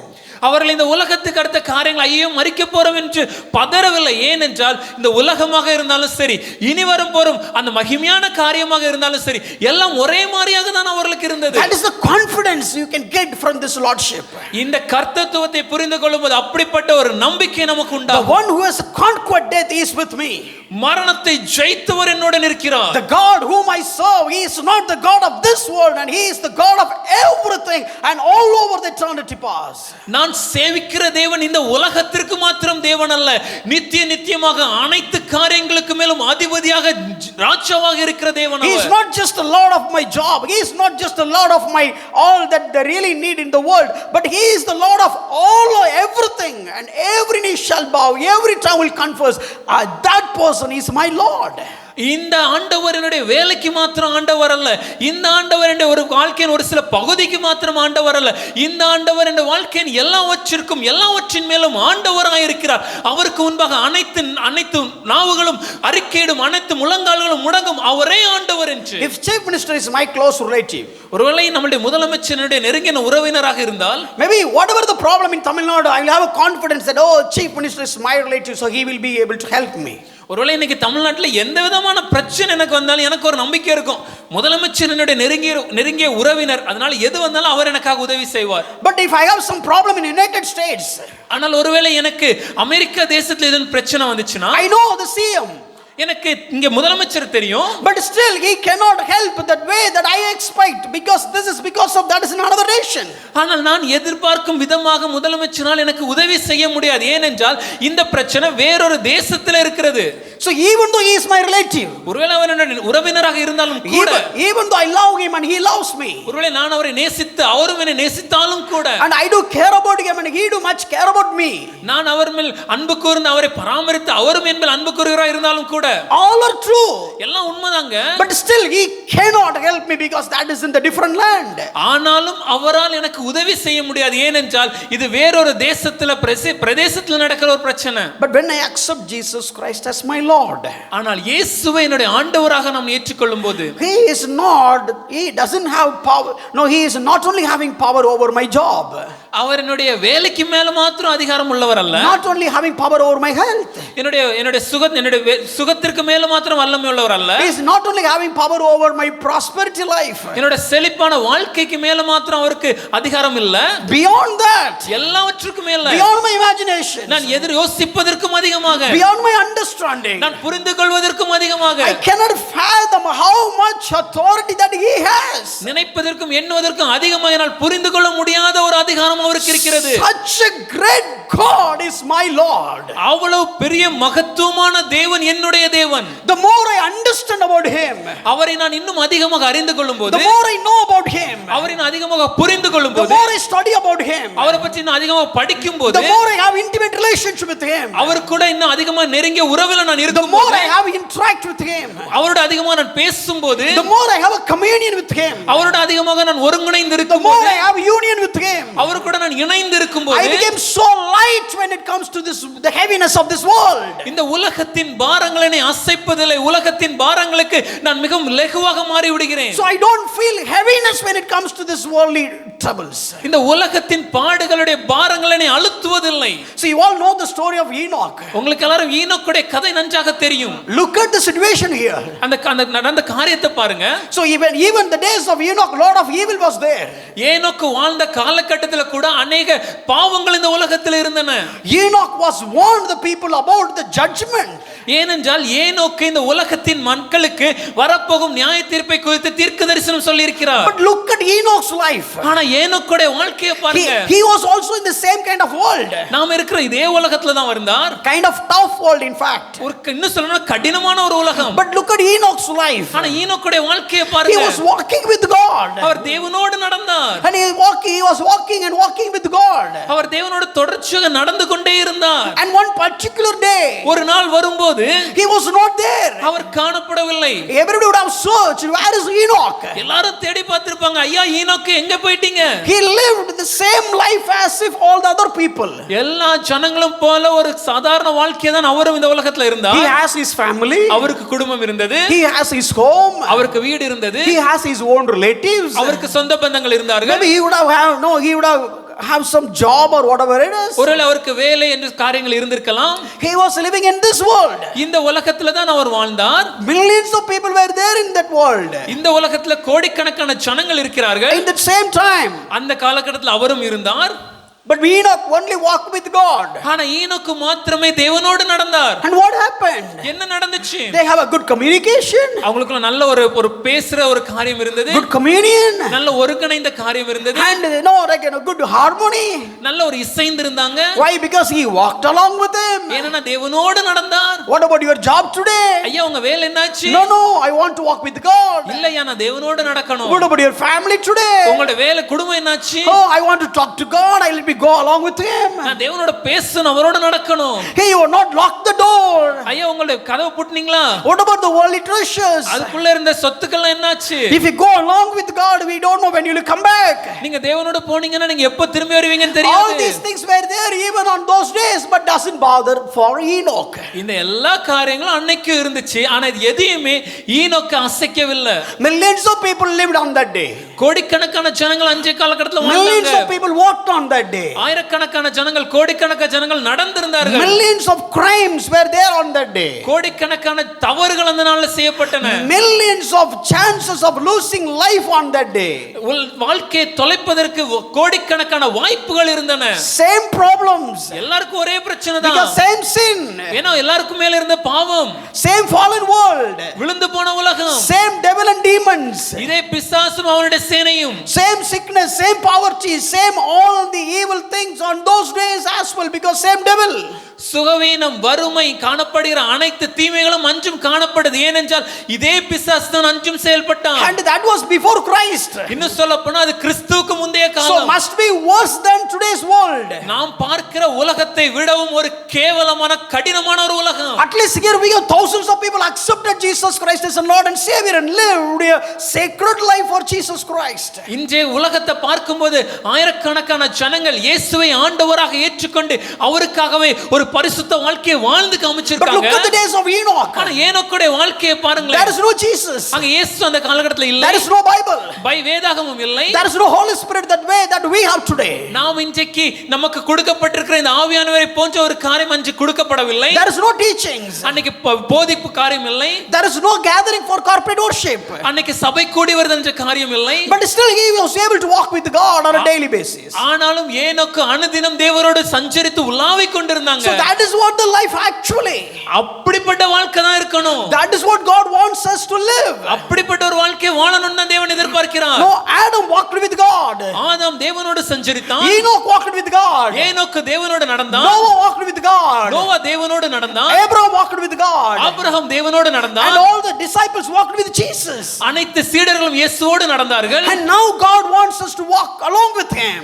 இன்று தேவன் நம்மை அவரோடு சேர்ந்து நடக்கும்படியாக So எதிர்பார்க்கிறார். remove all the heavy burdens. இருக்கிற எல்லா பார சுமைகளையும் களைந்து விட்டு, remove all the thing that is pulling you down. உங்களை கீழே இழுக்கிற காரியங்களை களைந்து விட்டு, of course millions of problems. ஆமாங்க ஆயிரக்கணக்கான ஆயிரக்கணக்கான பிரச்சனை Of இருக்கு, course, millions of challenges. ஆயிரக்கணக்கான பாடுகள் இருக்கு, Of course, trials. ஆமா பிரச்சனை தான், Of course, temptations and all the challenges. சோதனைகளும் அதனோட அனைத்து காரியங்களும் இருப்பது உண்மைதான். But the demand of God is simple thing, walk with me. ஆனா தேவனுடைய எதிர்பார்ப்பு என்னோடு நீ நடக்க வேண்டும். Enoch walked with him. ஏனோக்கு நடந்தாங்க. You just imagine, no, he was walking with him for so much of time. யோசிச்சு பாருங்க, ஏனோக்கு தேவனோட பல மணி நேரம் பல நாட்களாக நடந்து What கொண்டிருக்கிறார். they have talked about? என்ன பத்தி பேசியிருப்பாங்க, What they have discussed about? எதை குறித்து கலந்து ஆலோசிச்சிருப்பாங்க, What kind of conversation they would have had? அவங்களுக்கு இடையில நடந்த பேச்சுவார்த்தை எப்படி இருந்திருக்கும், I really don't know. தெரியல. Maybe God would have explained all these things, what he is going to do. ஒருவேளை வரும் காலத்துல தேவன் செய்ய போகிற எல்லா காரியங்களையும் குறித்து ஏனோக்கு விளக்கி இருக்கலாம். About Noah, about Abraham, about David, about Jesus, about resurrection, and even judgment, because this guy warned the people about the judgment. வரும் காலங்களில் வரக்கூடிய நோவாவை குறித்து, ஆபிரகாமை குறித்து, தாவீதை குறித்து, இயேசு கிறிஸ்துவை குறித்து, அவருடைய அவருடைய மரணத்தையும் உயிர்த்தெழுதலையும் குறித்து, வரப்போகும் நியாய தீர்ப்பை குறித்து இதெல்லாம் வச்சு அவனுக்கு விளக்கி இருக்கலாம். ஏனென்றால் ஏனோக்கு வரப்போகிற நியாய தீர்ப்பை குறித்து பேசி இருக்கிறார். So just imagine, யோசிச்சு பாருங்க, they had walked ஏனோக்கு நடந்தான், and keep walking, நடந்து கொண்டே இருந்தார், and everybody saw that. எல்லாரும் அதை பார்த்தாங்க. இன்னைக்கு ஏனோக்கு ரொம்ப தூரம் போற மாதிரி இருக்கு, ஏனோக்கு you are walking for a very long time, ரொம்ப நேரம் ஆயிடுச்சு, போயிட்டே இருக்கறா, இருட்டிச்சுப்பா. Hey, it's about it's dusk, it's dusk time, it's dark, why don't you come back? But still he was just going along with him. ஆனா ஏனோக்கு தேவனோடு நடந்து கொண்டே இருந்தார், keep walking, நடந்து கொண்டே இருந்தார். and suddenly திடீரென்று God said, தேவன் சொல்கிறார், hey Enoch, we came to heaven. ஏனோக்கு நம்ம பரலோகத்துக்கே வந்துட்டோமே, you cannot go back. திரும்பி போக முடியாது ஐயா. Super Andrepa, super fantastic, thank you Lord, it is wonderful, thank you. கற்பனையா சொல்றேன், வசனம் எங்க இருக்குன்னு கேட்காதீங்க. For our imagination, don't ask for reference, because that's what Bible portrayed. ஆனா வேதம் அப்படிதான் நமக்கு விளக்குகிறது. he walked, தேவனோடு நடந்தான், and missed, காணப்படவில்லை. போலீஸ்ல கம்ப்ளைன்ட் கொடுத்தா யார் மேல கம்ப்ளைன்ட் கொடுக்கணும், யார் மேல கொடுக்கணும்? கடைசி நீங்க ஏனோக்கு எங்க பாத்தீங்க? அந்த ஊர் எண்டில் பார்த்தேன் சார். யாரோட பார்த்தீங்க? கடவுள் கூட தான் சார் பார்த்தேன். அப்ப கடவுள் தான் அரெஸ்ட் பண்ணோம். forget, but what my point is, look at the life they lived. Just imagine the life how Enoch could have lived, and if you want to file a missing case of FIR, to whom you will file? To where he was asked in on that place with the Lord, and he was missing. Just is gone, அப்படியே காணாமல் போய் விட்டார். translated from the earth to heaven. உலகத்திலிருந்து பரலோகத்திற்கு அவர் மறுரூபமாகி விட்டார். We don't have words to explain what had happened. In fact, என்ன நடந்தது என்பதை விளக்குவதற்கு நம்மிடம் முழுமையாக வார்த்தைகள் இல்லை. and maybe whatever I explained might be wrong. It's my own imaginations. I just mixed up my imaginations and trying to explain. நான் சொன்ன அனைத்து காரியங்களும் தவறுதலாக கூட இருக்கலாம். இது என்னுடைய புரிதல், என்னுடைய ஒரு கற்பனையாக நான் புரிந்து கொண்டதை வைத்து நான் உங்களுக்கு சொன்ன காரியம்தான். Still I was wondering what you would have talked. ஆனா இன்னைக்கு எனக்கு ஆச்சரியமா இருக்கு, என்னையா பேசிருப்பீங்க? And one day is gone, திடீரென காணப்படவில்லை. and look at Noah. நோவாவை பாருங்க, the entire world is in evil, இந்த முழு உலகமும் பாவத்தில் காணப்படும் போது and God could find one person. தேவனால் ஒரு மனிதனை தனியாக எடுக்க முடிகிறது. He has his family. அவருக்கு குடும்பம் இருந்துச்சு. In fact 3 sons, சொல்லணும்னா 3 ஆண் பிள்ளைகள், and 3 daughter-in-laws, 3 மருமகள்கள், and a joint family. கூட்டு குடும்பம். Imagine, யோசிச்சு பாருங்க, how much pickle would have been. குடும்பத்துல எத்தனை சண்டைகள் சச்சரவுகள் வந்திருக்கலாம். But still, ஆனாலும் when God has given a command, தேவன் ஒரு கட்டளையை கொடுக்கும்போது they treated him as Lord. அவரை ஆண்டவராக பாவித்து, never seen rain, இதுவரைக்கும் மழையை பார்த்ததே இல்ல, never imagined boat, இப்படி ஒரு படகு அவங்க பார்த்ததும் இல்ல, கப்பலை பார்த்தது இல்ல, but simply treated him as Lord. ஆனா அவரை ஆண்டவராக பாவித்தாங்க. He said, do it. தேவன் சொன்னார் செய்யுங்க, and he was doing it. அவரும் செய்ய ஆரம்பித்தார். approximately 150 years, கிட்டத்தட்ட 150 வருடங்கள். just imagine, யோசிச்சு பாருங்க. he never came back. அவர் திரும்பி வரவில்லை. he never came back and supervised the work. Okay, Noah, you're doing a good job, appreciate it, come on, keep going. தேவன் வந்து நீ செய்யற காரியம் சரியாதான்ப்பா செய்யறேன்னு சொல்லி மேற்பார்வை பார்த்துவிட்டு தொடர்ந்து செய்ய என்று அவரை ஊக்கப்படுத்தவில்லை. So the one simple understanding, அவருக்கு இருந்த ஒரே புரிதல், he is God, அவர் ஆண்டவர், he is Lord, அவர் தேவன், he said it, அவர் சொன்னார் I should do it, நான் செய்ய வேண்டும். that's it. அவ்வளவுதாங்க. And look at the life of Abraham. ஆபிரகாமுடைய வாழ்க்கையை பாருங்கள். 75 years old, 75 வருடம் வயதானவர். God said go. தேவன் கிளம்புன்றாரு. Where? எங்க போணும்? Why? எதுக்கு போணும்? Who will be there? அங்க யார் இருப்பாங்க? Who will help me? யார் எனக்கு உதவி Here my செய்வாங்க? family is there. இங்க என் குடும்பம் இருக்கு, My relatives are there. என்னோட சொந்த பந்தங்கள் And இருக்காங்க, I got settled here. நான் இங்க செட்டில் ஆயிட்டேன். Can't you help here itself? இங்கே உங்களால உதவ முடியாதா? Can't you give generation even I'm here? இங்க இருக்கும்போது என் தலைமுறை விருத்தியாக்க முடியாதா? Are you not God for this place and that place? நீங்கள் சமீபத்திற்கு தூரத்துக்கு தேவன் அல்லவா? Why are you asking me to go there? அப்படி இருக்கும்போது ஏன் அங்க போக சொல்றீங்க? Meaningless. புரிஞ்சுக்கொள்ள முடியலையா? Senseless. ஒரு லாஜிக் இல்லாத You விஷயம். bless me here. இங்க என்ன ஆசீர்வதிங்க. Let me see who you are, God. நீங்க தேவன் என்றால் இங்க And ஆசீர்வதிங்க then I will பார்க்கணும். go there. பார்த்து நான் போவேன். No. It is not possible. God said go. தேவன் கிளம்புன்றாரு. Started journey. அவன் தன்னுடைய பிரயாணத்தை ஆரம்பித்தார். What? நடந்தார். Lordship. அதுதான் ஆண்டவர். They accepted him as Lord. அவரை ஆண்டவராக ஏற்றுக்கொண்டாங்க. Boss. அவர்தான் இங்க எஜமான். Look at the life of Joseph. யோசேப்புடைய வாழ்க்கையை பாருங்க. 17 years old, got 2 visions. 17 வயதில் 2 தரிசனங்களை பார்த்தார். That's it. அவ்வளவுதாங்க. God never spoke again. அதன் பின்பாக தேவன் பேசினார் என்று நம்ம இங்கே வாசிக்க Never முடியாது. came again and spoke to him. Come on, Joseph, don't worry. You are in a youth and no, please, no, just stay on. I have a plan. No, he never told. அதன் பின்பாக தேவன் அவருக்கு தரிசனமாக யோசேப்பே கொஞ்சம் காத்திரு, பிரச்சனை வரும்போதும் நீ கொஞ்சம் அமர்ந்திரு, வருங்காலத்தில் உனக்கு ஒரு பெரிய ஒரு அதிசயத்தை ஆசீர்வாதத்தை நான் தரப்போகிறேன் என்று அவரை தனியாக வந்து ஊக்கப்படுத்தி அவருக்கு ஹெல்ப் பண்ணலாம்ல. No Bible. அப்படி வேதம் சொல்லல No நமக்கு. pastor. அவருக்கு வேதம் இல்ல, போதகர் இல்ல. No one is here to explain about the Lordship. அவருக்கு தேவன் தான் ஆண்டவர் என்ற காரியத்தை விளக்குவதற்கு ஜனங்கள் இல்ல. Saw the vision.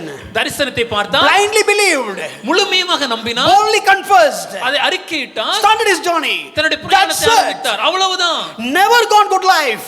அவருக்கு வாழ்க்கையில இருந்த பிரச்சனை நமக்கு தெரியும். Next 13 years. 13 வருஷங்கள். Tough time. கொடுமையான ஒரு காலகட்டம். But treated him as a Lord. ஆனா அவரை ஆண்டவராக பார்த்தார். அவ்வளவுதான். You can see the Lordship throughout the Bible. இந்த வேதாகமம் முழுவதுமே அவருடைய கர்த்தத்துவத்தை குறித்தான காரியங்களை நம்மால் பார்க்க முடியும். Good days of David is ended at 1 Samuel 17. After that everything's challenge. 1 Samuel 17ஆம் அதிகாரத்தின் பார்க்கும்போது அதிலேயே மன்னிக்கவும் தாவீதுக்கு இருந்த நல்ல ஒரு வாழ்க்கை அன்னைக்கே முடிஞ்சிடுச்சுங்க. So far enjoyed. அது வரைக்கும் ரொம்ப சந்தோஷமான ஒரு வாழ்க்கை. Simply praised God. கர்த்தரை ஆராதிக்கணும். Whether bear or lion, I don't care, but I simply praise God.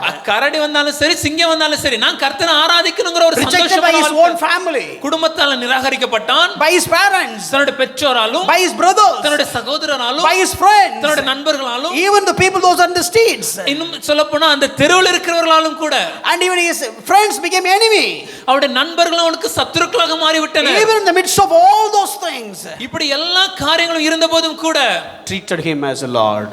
அவரை ஆண்டவராக பாவித்தார். Because no other chance, no other way of expression. ஏனா வேற எந்த ஒரு வாய்ப்பும் இல்லை.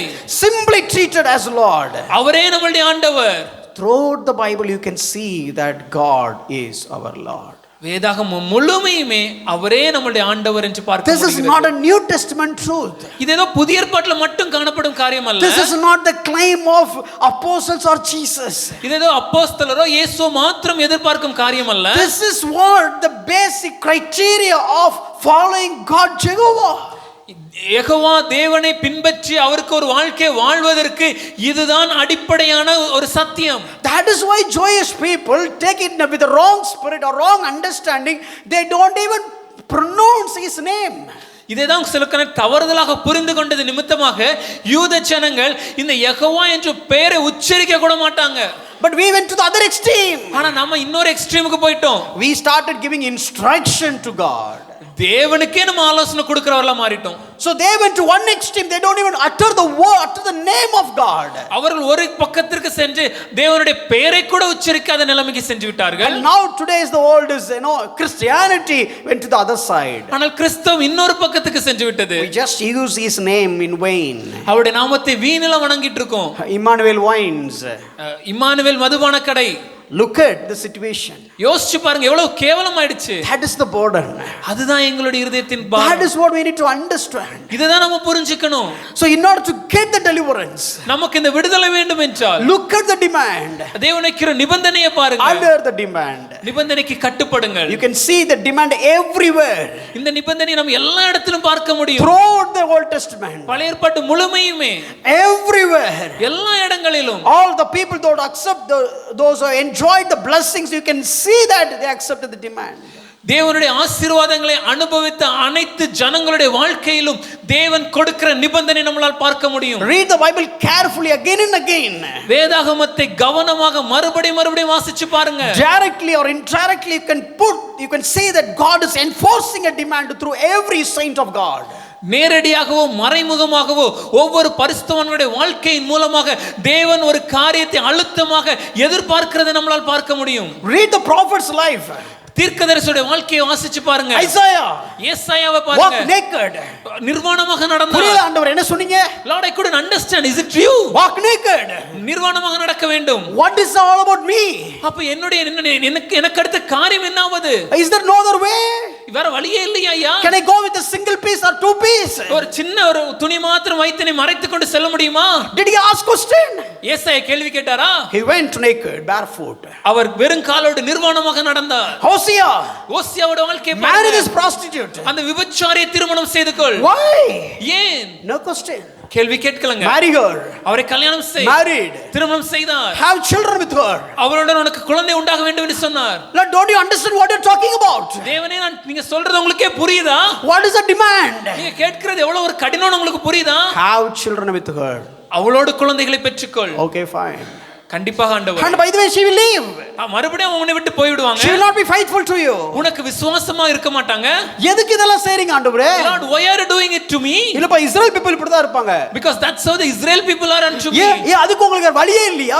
வேற மெத்தடாலஜி இல்லையா? Lord, to demonstrate that don't you have any other methodology? ஏன் வேற ஏதாவது சொல்ல வேண்டியதானே? ஒரு நாயை வளன்னு சொல்லலாம். Lord, you can teach some other thing. You can ask me to get a dog.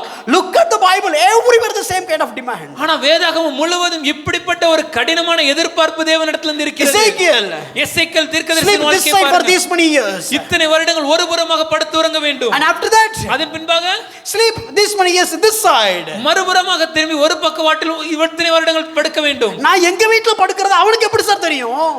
Lord, I'm going to sleep in my home and how will the people know about it? எங்க வீட்ல நான் வலது பக்கமா படுத்தா என்ன இடது பக்கமா படுத்தா என்ன வீட்டுக்கு வெளியில இருக்கிற ஜனங்களுக்கு எப்படி சார் தெரியும்?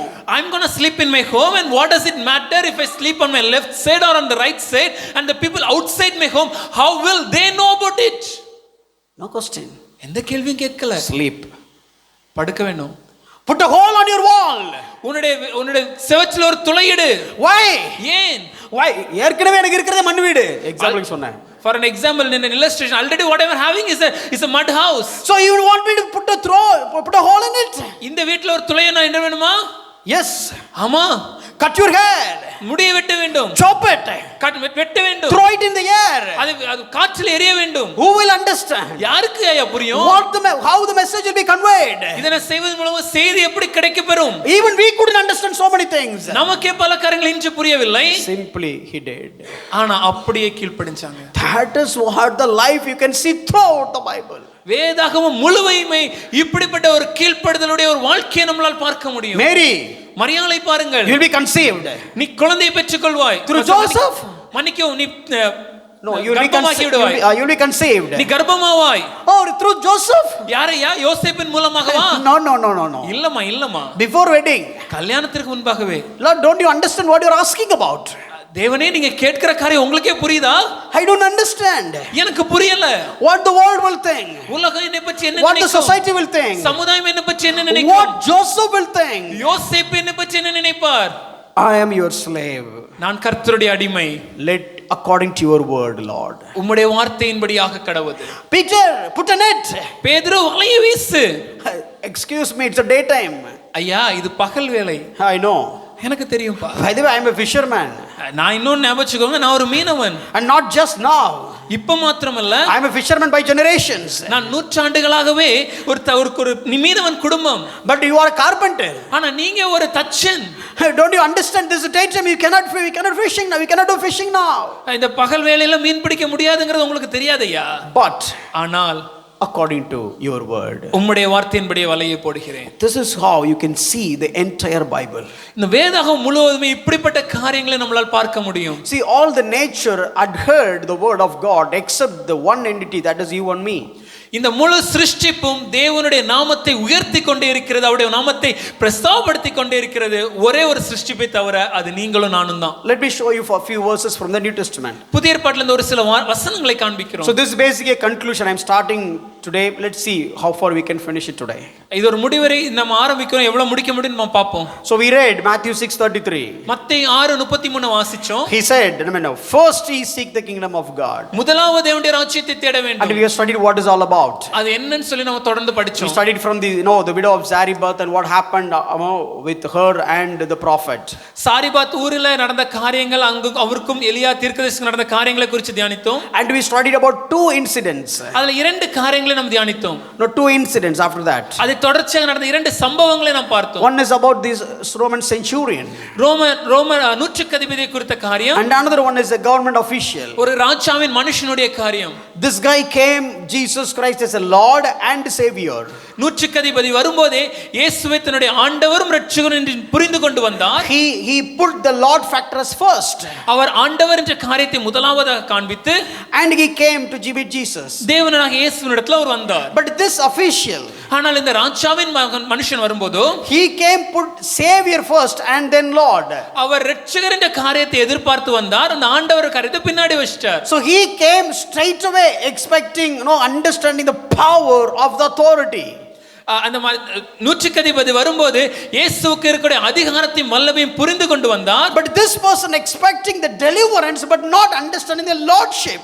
ஆனால் ராஜாவின் மனுஷன் வரும்போது அவன் ஒரு விடுதலை எதிர்பார்த்து வருகிறான், அவர் ஆண்டவருடைய அதிகாரத்தை அவன் புரிந்து கொள்ளவில்லை. But Jesus Christ make him to understand that treat me as Lord, that demand, then you will get the deliverance. ஆனால் இயேசு கிறிஸ்துவோ இந்த ராஜாவின் மனுஷனுக்கு அவருடைய ஆண்டவரையும் அதிகாரத்தையும் புரிந்து கொள்ள வைக்கும் மூலமாக அதனை புரிந்து கொள்ளும்போது இந்த ரட்சிப்பு விடுதலை உனக்கு கிடைக்கும் என்று அவனுக்கு போதித்தார். So let me show you a couple of things today, the same pattern. இதே காரியத்தை குறித்து ஒரு சில காரியங்களை உங்களுக்கு விளக்க விரும்புகிறேன். See, Peter is the one of the closest circle of Jesus Christ when among the 12 disciples. இந்த 12 சீஷர்களை நாம் பார்க்கும்போது பேதுரு இயேசுவோடு மிக நெருக்கமாக இருந்த ஒரு மனிதனாக இருந்தார். The other one was John.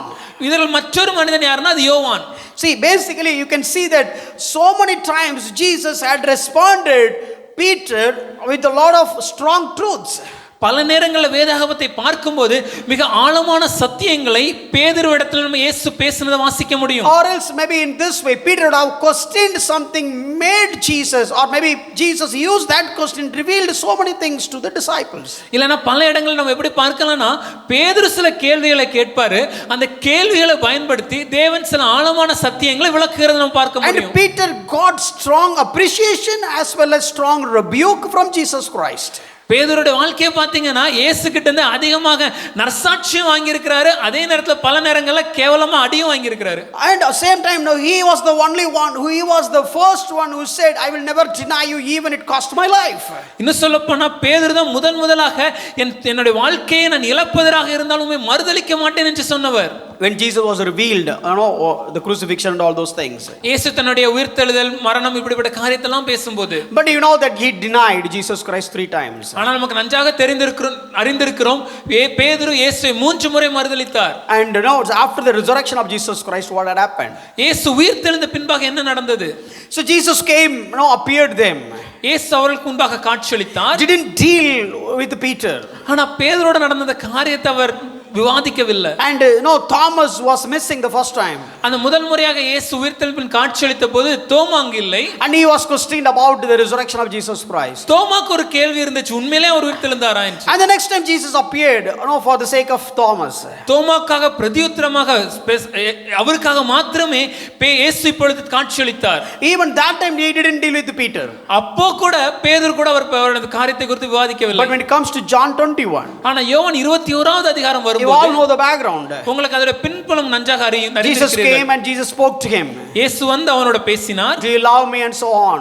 நீ மேல் அன்பா இருக்கிறாயா என்று கேட்டார். And which means the gap, the problem, whatever happened between them. அந்த மறுதலித்தன் மூலமாக நடந்த அந்த காரியத்தை, பேதுருவோடு இருந்த அந்த காரியத்தை இயேசு அங்க சரி செய்தார். Set right everything. எல்லாவற்றையும் சரி செய்தார். So now finally, இப்ப கடைசியாக, so look, you need to imagine throughout the life of Peter. பேதுருவோட வாழ்க்கையை முழுமையாக நீங்க கற்பனையில வைத்து பாருங்க. One of the top apostles, ஒரு முக்கியமான ஒரு அப்போஸ்தலர், the closer to Jesus, இயேசுவுக்கு மிகவும் நெருங்கியவர், asked so many questions, பல கேள்விகளை கேட்டவர். Jesus revealed so many truths through him. அவர் மூலமாக பல சத்தியங்களை இயேசு வெளிப்படுத்தி இருக்கிறார். And in fact denied Jesus Christ. இன்னும் சொல்லப்போனா இயேசு மறுதலித்தவர். Now Jesus is not just said, I'm going to give the commission for you, still you are on track. இப்பவும் இயேசு மறுபடியும் அவர்ட்ட வந்து நான் இன்னும் உனக்கு ஊழியத்தை கொடுக்க போறேன், நீ இன்னும் என்னோட தான் இருக்கிற என்று அவருக்கு உறுதிப்படுத்தி பின்பாக Now Jesus giving a prophecy. அங்க ஒரு தீர்க்கதரிசனம் ஒரு காரியத்தை சொல்கிறார். You will not die now. நீ இப்ப மரிக்க மாட்ட. And because he was so much afraid. ஏன்னா அவர் ரொம்ப பயந்திருந்த ஒரு காலகட்டம். So now you are able to put your dress by yourself. உன்னுடைய துணியை உன்னால போடக்கூடிய ஒரு நிலைமையில நீ இருக்கிற. And you can walk by yourself. உன் கச்சையை நீயே கட்டிக்கொண்டு உன்னால நடக்க முடியும். There will be a time. ஆனா ஒரு நாள் வரும்போது you need somebody's help even to wear your dress. உன் கச்சையை கட்டிக்கொள்வதற்கு இன்னொரு உனக்கு பலன் வேண்டும். And you will not walk by yourself. Somebody will holding your hand and leading you.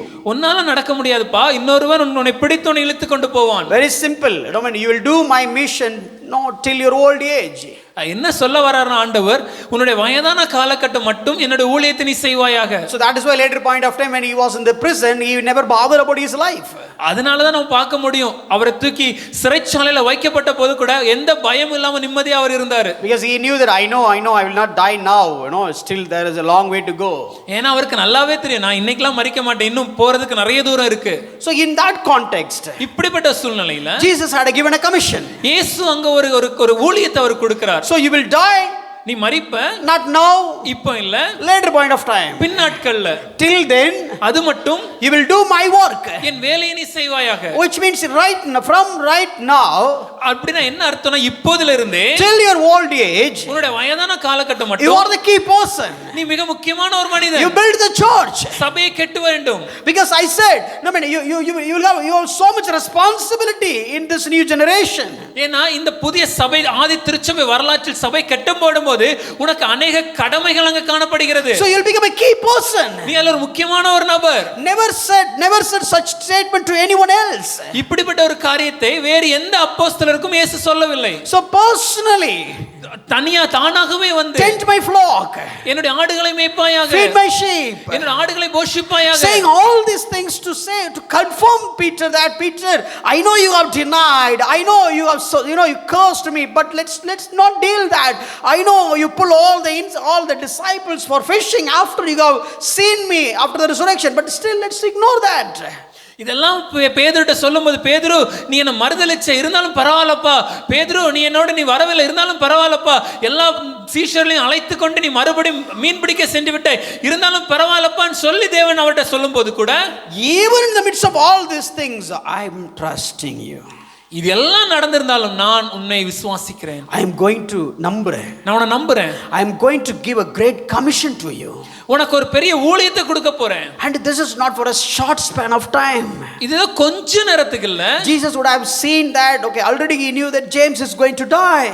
இயேசுவுக்கு நன்றாகவே தெரியும் கொஞ்ச நாட்கள யாக்கோபு மரிக்க போகிறார். But this Peter is going to live for a long time. ஆனால் இந்த பேதுரு பல நாட்களாக உயிரோடு இருப்பார். So having all that in his mind, இதெல்லாம் அவருடைய மனதில வைத்துக்கொண்டு, and telling to Peter, பேதுருவிடம் சொல்லும்போது, Peter, you need to strengthen the church. பேதுருவே சபையை ஸ்திரப்படுத்த வேண்டும். So you need to strengthen your brothers. உன்னுடைய சகோதரர்களை ஸ்திரப்படுத்து. I have forgiven you. நான் உன்னை மன்னித்து விட்டேன். I am strengthening you now. நான் உன்னை ஸ்திரப்படுத்துறது போல, you know how far you have fallen down. எவ்வளவு கீழ நீ விழுந்து விட்டா நீ புரியும்ல உனக்கு. I came to meet you. நான் உன்னை தேடி வந்தேன். I uplift you.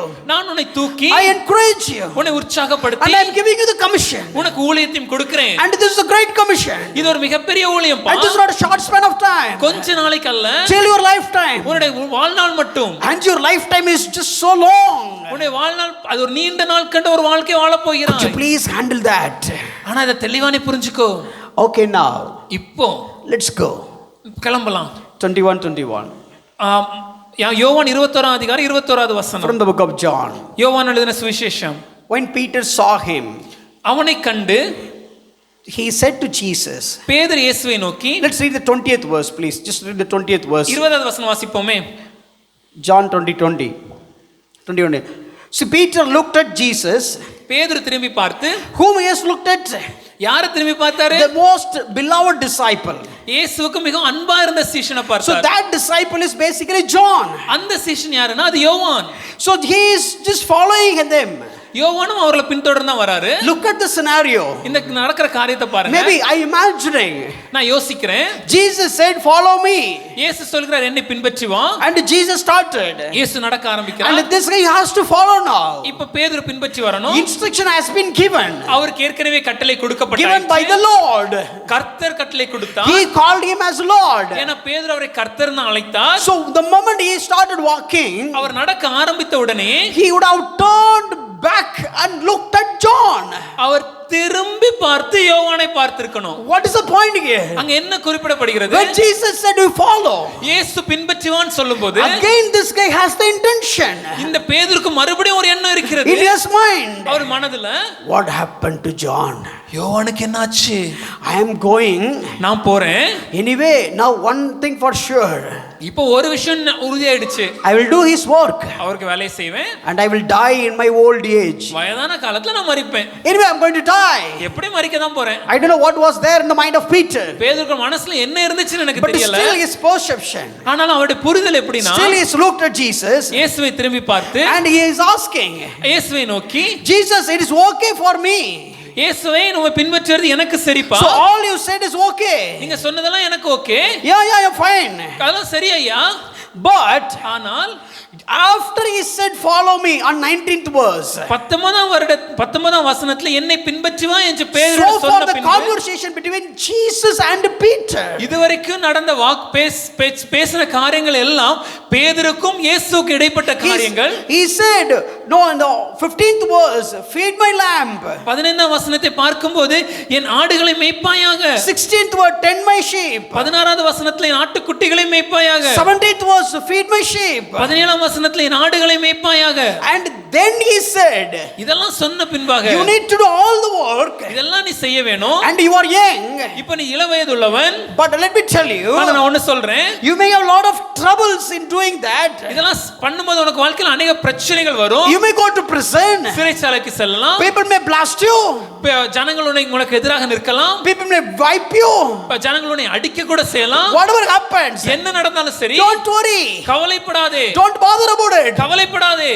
You will not die. நீ மரிக்க மாட்ட. You will do this work till your old age. நீ முதிர் வயதுள்ளவனாக மட்டும் இந்த காரியங்களை எல்லாம் செய்வ. A Lord, the Lord, கர்த்தர் giving a commission ஒரு ஊழிய காரியத்தை to his disciple, தன்னுடைய சீஷனுக்கு கொடுக்கிறார். to his follower, தன்னை பின்பற்றி வருகிறவனுக்கு கொடுக்கிறார். and a follower, அந்த பின்பற்றி வருகிறவன் looking at the Lord, கர்த்தரை பார்த்து asking question, கேள்வி கேட்கிறான். a small doubt, ஐயா எனக்கு ஒரு சந்தேகம், a basic concern. எனக்கு ஒரு சின்ன சந்தேகம் ஐயா. You are a Lord, நீங்க ஆண்டவர் தான். you are giving me the commission. எனக்கு ஊழியத்தை கொடுத்துட்டீங்க. Fantastic. ரொம்ப நல்லது. I am right. நான் சரி இதெல்லாம் பண்றேன்.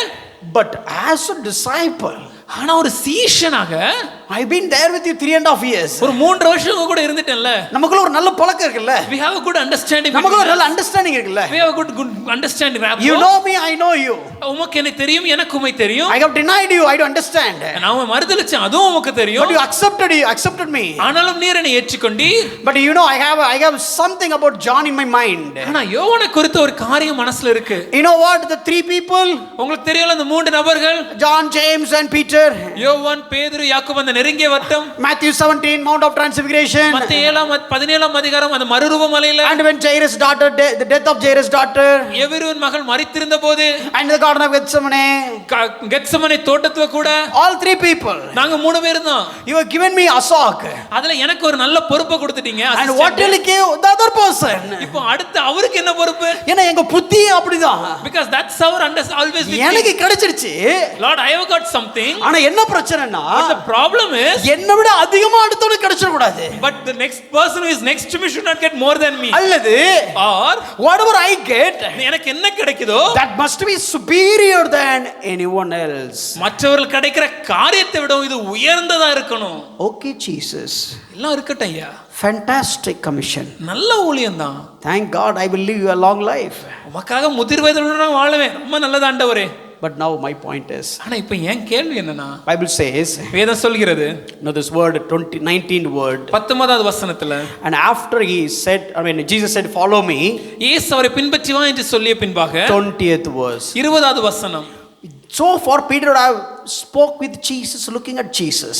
இதுவரைக்கும் பேதுரு இயேசுவை பார்த்து பேசிக் கொண்டிருந்திருக்கணும். பேதுருக்கு டிஃபால்ட் இருக்கிற பிரச்சனை. This is the default problem of Peter.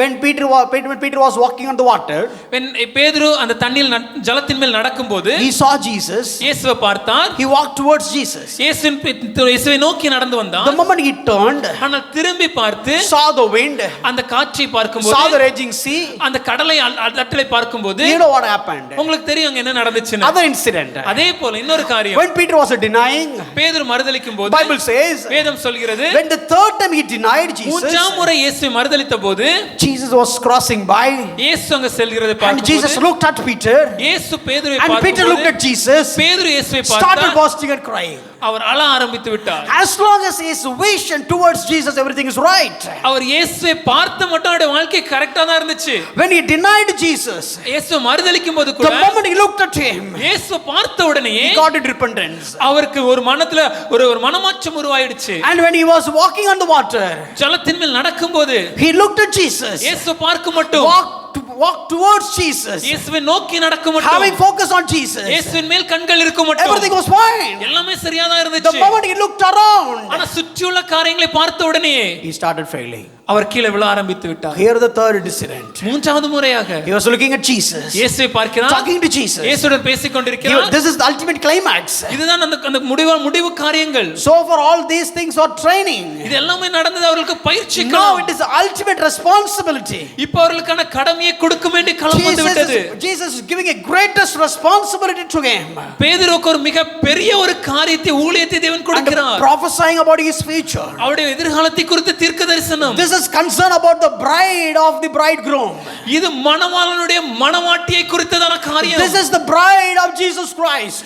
இது இயேசு கிறிஸ்துவுடைய மணவாட்டி. This story is not talking about fishing. இது ஒரு மீன் பிடிக்கிற காரியம் இல்லங்க. This story is not talking about walking on the water. இது ஜலத்தின் மேல நடக்கிற காரியமும் அல்ல. This is something more important. இது அதைவிட முக்கியமான ஒரு This is காரியம். something very curious, very very critical. இது மிக மிக ஒரு முக்கியமான ஒரு காரியம். But this guy has not yet changed. ஆனா இந்த பேதுரு இன்னும் மாறல. He is keep looking Jesus and something else. பேதுரு இயேசுவையும் பார்க்கிறார், இன்னொருவரையும் பார்க்கிறார். So it is something, one leg Jesus and other leg in the world. ஒரு கால் இயேசுவோடு, இன்னொரு கால் உலகத்தோடு. One leg Jesus, other leg is self security. ஒரு கால் இயேசுவுக்காக, இன்னொரு கால் சுய தேவைக்காக. One leg for Jesus, another leg for his own selfishness. ஒரு கால் இயேசுவுக்காக, இன்னொரு கால் சுயநலத்துக்காக. Jesus wants to address that. இயேசு அதையும் அங்க பேச ஆரம்பிக்கிறார். Do you really see me as Lord? உண்மையாவே நான் ஆண்டவர் நீ பார்க்கறியா? You called me as Lord. ஆண்டவராக நீ அழைத்திருக்கல. When the Lord is calling you, ஆண்டவர் உன்னை அழைக்கும்போது, when the Lord is talking to you, கர்த்தர் உன்னோட பேசும்போது, when Lord is giving a commission to you, கர்த்தர் உனக்கு ஊழியத்தை கொடுக்கும்போது, how dare you think about something else? எப்படி நீ வேற ஒரு காரியத்தை யோசிக்க முடியும்? That is what his response. அதுதான் இயேசு சொன்ன பதில். Bible says, வேதம் சொல்கிறது 21:20, 21ஆம் அதிகாரம் 20வது வசனம். Turned. பேதுரு திரும்பி பார்த்து, Turned from whom? யாருக்கு விட்டுங்க அவர் திரும்பி பார்த்தார்? Turned to whom? யாருக்கு திரும்பி பார்த்தார்? Jesus is on the front. இயேசு முன்னாடி இருக்கிறார், World is on the behind. உலகம் பின்னாடி இருக்கிறது. Looked at Jesus. இயேசுவை பார்க்கிறார், Looked at Jesus. இயேசுவை பார்க்கிறார். Started off his journey. இயேசுவை பின்பற்றி நடக்க ஆரம்பிக்கும் Or போது, about to start his journey. இயேசுவை பின்பற்றி நடக்க ஆரம்பிக்கும் போது, About to work for the master. இந்த கர்த்தருக்காக வேலை செய்ய ஆரம்பிக்கும் போது, The master has given the task. இப்பொழுது கர்த்தர் ஒரு வேலையை What கொடுத்திருக்கிறார். is the task? என்ன வேலையா அது? What is the commission? என்ன ஊழியம் அது? This is all about his bride. இது அவருடைய மனவாட்டியை குறித்ததான ஊழியம். This is all about cross. இது சிலுவையை குறித்ததான This ஊழியம். is the all about the mission. இதுதான் அந்த முழுமையான ஊழியமே. For this sheep, இந்த ஜனங்களுக்காக, for this flock, இந்த ஆடுகளுக்காக he came as with a sinless birth. அவர் பாவம் இல்லாமல் உலகத்திற்கு He வந்தார். lived a sinless life. பாவம் இல்லாமல் வாழ்ந்தார். He died for our sin. நம்முடைய பாவங்களுக்காக அவர் He மரித்தார். raised from the tomb. மரணத்திலிருந்து அந்த கல்லறையிலிருந்து எழும்பினார். He is about to ascended. இப்பொழுது பரமேற போகிறார். That time he is telling, அப்பொழுது சொல்கிற காரியம், Peter, do you understand what I'm talking about? பேதுருவே, நான் சொல்கிற காரியத்தின் முக்கியத்துவத்தை நீ I அறிந்திருக்கிறாயா? am the master.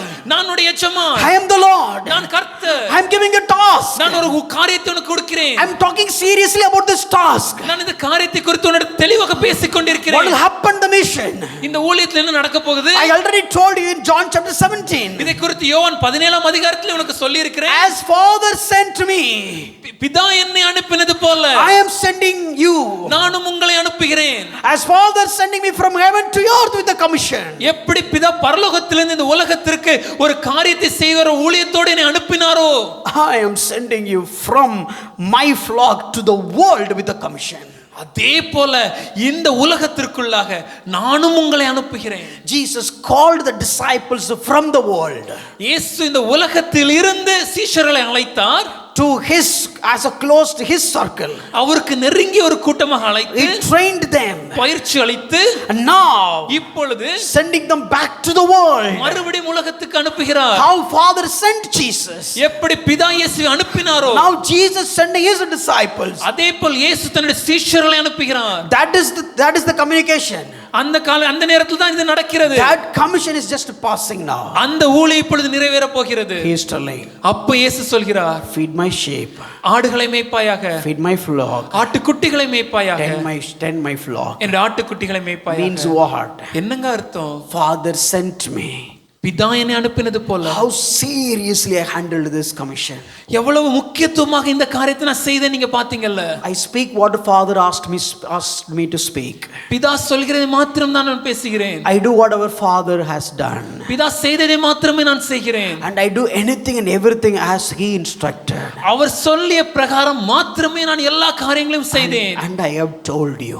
இதை நான் உன்னிடம் சொல்கிறேன் இப்பொழுது. I am sending you as Father sending me.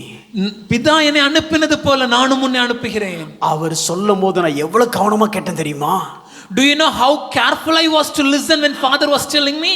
Even though we are all it's equal in authority and power and everything. அதிகாரத்திலும் வல்லமையிலும் நாங்கள் மூவரும் ஒரே அளவுல இருந்தாலும் கூட, Father is God, Son is God, Spirit of God is God.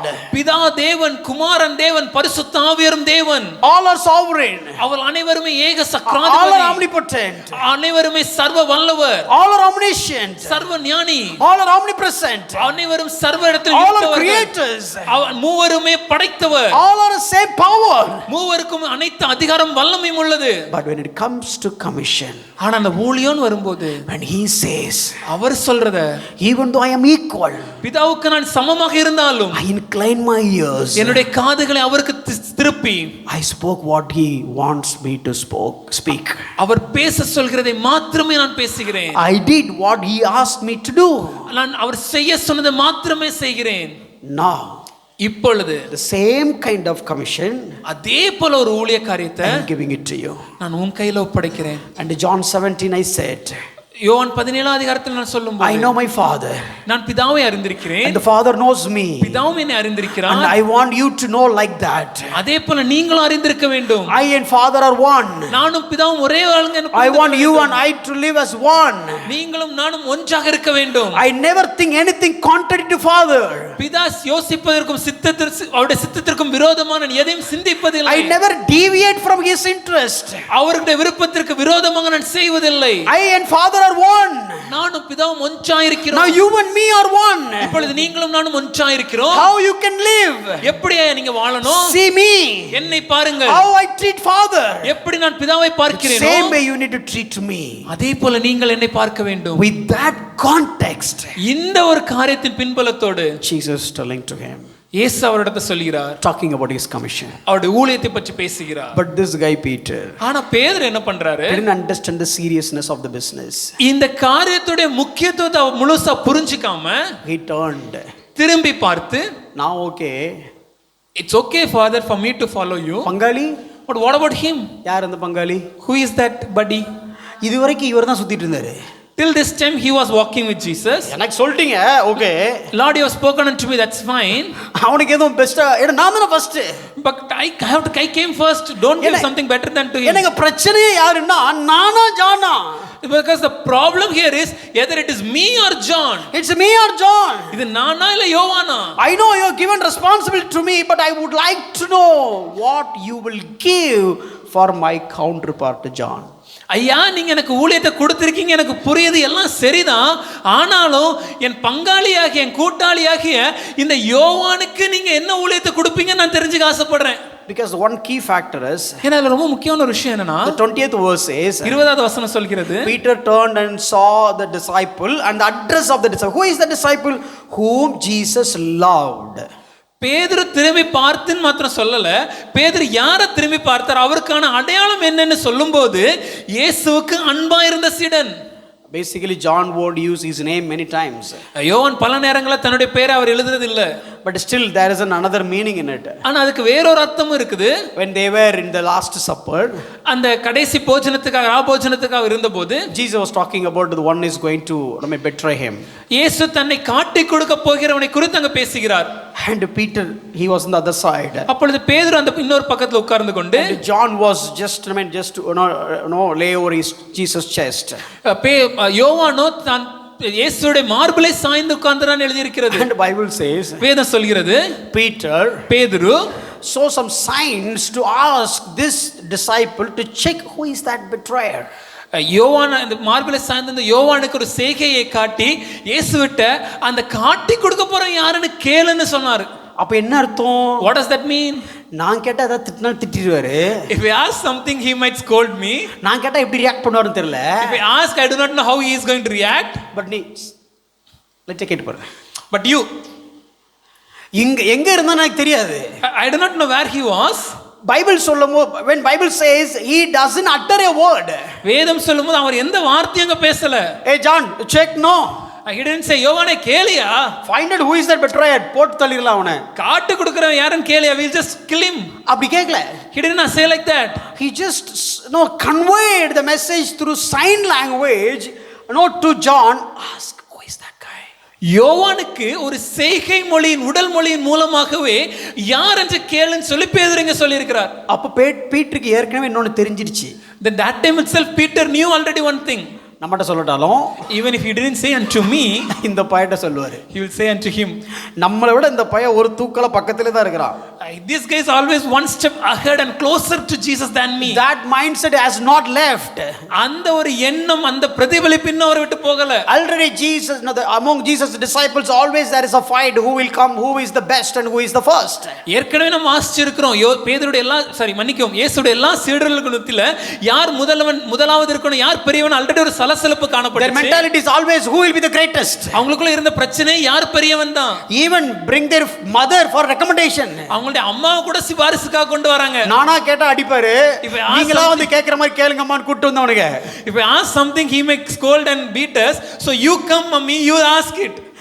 When they did that, அவங்க அதை செய்யும்போது all the other disciples they didn't feel bad. மற்ற எல்லா சீஷர்களும் அதை பத்தி கண்டுக்காமலா இருந்தாங்க. No. இல்ல Peter, including Peter, பேதுரு உட்பட, they got tensed. அவங்களுக்கு ஒரு கோபம், தமிழ்ல மிகவும் எரிச்சல் அடைந்தார்கள். they became indignant, irritated. they got irritated. நான் மட்டும் எங்க மாமியாரே கூட்டி வந்திருப்பேன் முதல்ல. தெரிஞ்சிருந்தா if I had brought my mother-in-law. So that mentality has not gone yet. அந்த ஒரு எண்ண பிரதிபலிப்பு இன்னும் போகல. Now Jesus wants to address that. இப்பொழுது இயேசு அதை இங்க அவர்களுக்கு தெளிவுபடுத்த ஏன்டா விரும்புகிறார். நீங்க திருந்தவே மாட்டீங்களடா? Guys, you will never change. அது அப்படி பொலைட்டா அவர் சொல்லல. But he didn't say in this polite Let's manner. look at this verse. அந்த வசனத்தை பார்ப்போமே. When Peter saw him, பேதுரு இயேசுவை பார்த்து, saw means that disciple. பேதுரு சரி இயேசு பேதுருவை பார்த்தபோது, No, when Peter saw him, that disciple, மன்னிக்கவும், பேதுரு திரும்பி அந்த சீஷனை பார்த்தபோது he said to Jesus, அவர் இயேசுவை நோக்கி, Lord, ஆண்டவரே, what about this man? பின்னே வருகிறானே அவனுக்கு என்ன? What about me? எனக்கு என்னன்னு கேட்கல. That is already, you said it. அது ஆல்ரெடி ஏற்கனவே நீங்க சொல்லிட்டீங்க. அது முடிஞ்சு போன கதை. That's a story over. இப்போ நம்ம பாத்தீங்களா எக்ஸாம்ல மார்க் வந்த உடனே Whenever we get the answer sheets, the exam answer sheets, முதல்ல நம்ம மார்க் பாப்போம். we'll see our score. அப்பாடா நம்ம தப்பிச்சோம். Thank God escaped. அடுத்து உடனே புத்தி என்ன வேலை செய்யும் தெரியுமா? Immediately what our mind will think? நமக்குன்னு ஒரு பங்காளி இருப்பாங்க. We have one good friend for us. அவன் கெட்டானா வாழ்ந்தானான்னு பார்க்கணும். We want to know whether he passed or failed. அவன் நம்மளோட மேல போய்ட்டானா கீழ போய்ட்டானா பார்க்கணும். Whether he got scored above us or scored above us or below us. அவன் மட்டும் நம்மளோட கொஞ்சம் கீழ இருந்தா கூட ஒரு அல்ப சந்தோஷம் வரும் பாருங்க மனசுக்குள்ள. If he has got a little bit marks lesser than this, you will find an undescribable small joy. No more than the excitement that I got after seeing my score, I will get much more excitement when I saw his score and found that he is lesser than me. என் மதிப்பெண்களை பார்க்கும்போது எனக்கு வராத ஒரு சந்தோஷம் என்னோட நண்பன் என்னை விடவும் கொஞ்சம் மதிப்பெண் குறைவா வாங்கிட்டான்னு கேட்கும்போது வருது பாருங்களேன், அந்த சந்தோஷம். மேபி நீங்க எல்லாம் பரிசுத்தவான்கள் போல இருக்கு, நீங்க எல்லாம் அப்படி கிடையாது. Maybe you guys are very holy saints. Whenever I fail, நான் எப்பெல்லாம் தேர்வுல தோல்வி அடைகிறேனோ, I'll make sure that some others, in my gang, I'm expecting all the other my, in my gang, all the other friends have the same mark or lesser than me. என்னுடைய நண்பர்களும் என்னுடைய கூட்டாளிகளும் இதே போல fail ஆயிரணும், இல்லைன்னா எனக்கு கம்மியா mark வாங்க நான் எதிர்பார்ப்பேன். நான் மட்டும் ஃபெயில் ஆன கஷ்டமா இருக்கும். Because if I alone was the one who got failed, it will be very hard. கேங்ல எல்லாரும் ஃபெயில் ஆயிருந்தா வச்சுடுங்களேன். But if everyone in the gang is failed, fail ஆன சந்தோஷத்தை விட ஃபெயில் ஆன சந்தோஷம் தான் அதிகமா இருக்கும். but it will be greater happiness than I got failed on that time. Fail ஆனதே மறந்துரும். We'll forget that we failed. Fallen nature. அதுதான் விழுந்து போன மனித குணாதிசயம். Among the disciples. பேதுருக்கு இதே குணாதிசயம் இருந்துச்சு. Now the Lord is giving the commission. இப்ப பேதுரு ஒரு ஊழியத்தை கொடுக்கிறார். Very greatest commission. மிக முக்கியமான ஒரு ஊழியம். Very important commission. மிக முக்கியமான கிரிட்டிக்கலான ஒரு வேலை. It is all about his own bride, the church. தன்னுடைய மணவாட்டியாகிய சபையை குறித்ததான காரியம். And even in that time, அந்த நேரத்துல கூட this fallen filthy mind worked in a different way. இந்த விழுந்து போன கேடுகட்ட இந்த மனம் ஒரு வேறு விதத்தை ஒரு காரியத்தை யோசிக்க ஆரம்பிச்சு. And look at Jesus' response. அதுக்கு இயேசு சொன்ன பதில பாருங்க. If it is my will, இது எனக்கு சித்தமா, இவன் இருக்க எனக்கு சித்தமானால், that he remain until I come. நான் திரும்பி வர வரைக்கும் இருக்குன்னு சித்தம் இருந்துச்சுன்னா, நீ வயசானவன சாவ நான் சொன்னேன். I said to you that you will die at your old age. இப்போ மனசுல உன் புத்தி என்னன்னா, but your question in your heart is, அவன் ரத்த சாட்சி எனக்கு முன்ன சாவானா, whether he will die as a martyr before me, எனக்கு அப்புறம் சாவானா, or after me, இல்ல நாங்க எப்படி ஒருத்தருக்கு ஒருத்தர்ல யார் senior. but who is the senior among us? And look at the tone of Jesus. அதுக்கு இயேசுவோட மறு உத்தரவை பாருங்களேன். He remain until I come. நான் வருவளவும் இவன் இருக்க எனக்கு சித்தமானால். அப்பவே பீட்டருக்கு ஒரு ஹார்ட் அட்டாக் வந்திருக்கும். Maybe Peter got a heart attack at that point. கேட்காமல இருந்திருக்கலாம். I could have stopped without asking it. இவனுக்கு சாவு உறுதி. For Peter death is confirmed. அவனுக்கு வாழ்வு உறுதி. But for John it is life. He was sure of fail. He is definitely a fail. அவன் fail ஆயிருப்பான்னு நினைச்சு பார்த்தா அவன் centum. I expected him to fail, but he got a sentence. ஐயோ. Don't take it in a literal way. எழுத்தின் பிரகாரமா எடுத்துக்கொள்ளாதீங்க. Look at the authority of Jesus Christ. ஆனா அதுல இயேசு சொல்ற காரியத்தை நீங்க புரிஞ்சுக்கணும். When he said, இயேசு சொல்லும்போது, Lord, ஆண்டவரே, Lord, ஆண்டவரே, when you call him as Lord, அவரை நீங்கள் ஆண்டவர் என்று அழைக்கும்போது, mind your business, உங்க வேலையை மாத்திரம் பாருங்க. mind your commission, உன் வேலையை மாத்திரம் நீ what பாரு. I ask you to do, நான் உன்னிடத்தில் கொடுத்த வேலையை பாரு. Who are you questioning me? நீ யார் என்னை கேள்வி Who are you கேட்க? asking about the other person? நீ யார் யோவானை பற்றி கேட்க? I know what is there in your mind. உன் மனதில் என்ன இருக்கிறது நான் I can அறிந்திருக்கிறேன். understand your fallen nature. விழுந்து போன உன்னுடைய மனதின் குணாதிசயத்தை நான் Now you அறிந்திருக்கிறேன். want to find out உனக்கு இப்ப என்ன தெரிஞ்சுக்கணும் ஆசை? whether he gets better than that or worse than that. உன்னை விட உனக்கு ஒரு நல்ல காரியமா இல்லையான்னு தெரிஞ்சுக்க And the response ஆசைப்படுறேன். of Jesus. அதுக்கு இயேசு சொல்ற பதில், What is that to you? அது உனக்கு என்ன? தமிழ்ல இது உனக்கு என்னன்னு மட்டும் டிரான்ஸ்லேட் பண்ணிருக்காங்க. ரொம்ப அழகா சொன்னா வாயை மூடிட்டு கம்முனு வா, நான் தான் ஆண்டவர், நான் சொன்ன அப்புறம் நீ அப்படின்னு அர்த்தம். But if you take in the understanding very clearly, it is like you shut your mouth and follow me when I say, who are you to question me? அவ்வளவுதான டிரான்ஸ்லேஷன். அதுக்கு மேல who are you to question me? I have different plans. Whatever the plan I have said to you, shut your mouth and obey. நீ யார் என்னை கேள்வி கேட்பதற்கு? நான் உனக்கு சொன்ன காரியத்தை உன் வாயை மூடிக்கொண்டு சொன்னதை மாத்திரம் செய்து முடி. Let me tell you. நான் ஒரு காரியத்தை சொல்றேன். I said you will die. நான் நீ மரிப்பேன்னு சொன்னேன்ல, Now I am telling you. நான் இப்போ சொல்றேன், He will not die. அவன் மரிக்க What is மாட்டான். that to you? உனக்கு என்ன? ஏன் ஆண்டவர் திட்டுறீங்க? Lord, why are you scolding இப்ப me? என்ன கேட்ட? What did I ask? என்ன கேட்ட? ஒன்னும் பிரச்சனை இல்லை, ஒன்னும் பிரச்சனை இல்லை, வந்துடுறேன். அதான் rest of the story. The rest of the story goes like, Lord, why are you angry at me? I'll follow you. I'll come. Don't, no. I'll come. That is the lordship. அதுதான் கர்த்தத்துவம். It is not about what God can do for me or what God has done to others. அவர் எனக்கு என்ன செய்தார் என்றோ இல்ல மற்றவர்களுக்கு என்ன செய்வார் என்பதும் அல்ல. It is all about He is Lord. Whatever He said, that's it. அவர் ஆண்டவர், அவர் என்ன சொல்றாரோ அதுதான் கட்டளை. Let me quote you a couple of verses and close. ஒரு சில வசனங்களை காண்பித்து முடிக்க போறோம். Matthew 28, that is a very key chapter in the Bible. வேதாகமத்துல மத்தேயு 28ஆம் அதிகாரம் மிக முக்கியமான ஒரு அதிகாரம். This is the great commission that God has given to Peter. நம்ம யோவான் 21ஆம் அதிகாரத்துல பேதுருக்கு கொடுக்கப்பட்ட ஒரு கட்டளை குறித்து பார்த்தோம். Yeah, in John 21. யோவான் 21ஆம் அதிகாரத்தில். In Matthew 28. அதே நேரம் மத்தேயு 28ஆம் அதிகாரத்தில் This is the great commission God is generally talking about to the whole world. இது disciples. எல்லா சீஷர்களுக்கும் கொடுக்கப்பட்ட பிரதான கற்பனை. Let's look at 18th verse. 18வது வசனத்தை பார்ப்போமே. Very strong verse. மிக முக்கியமான ஒரு வார்த்தை. He said, இயேசு சொல்கிறார், all authority in heaven வானத்திலும் and earth பூமியிலும் சகல அதிகாரமும் has been given to me. எனக்கு கொடுக்கப்பட்டிருக்கிறது. அவ்வளவுதாங்க. Means what? அப்படின்னா என்ன அர்த்தம்?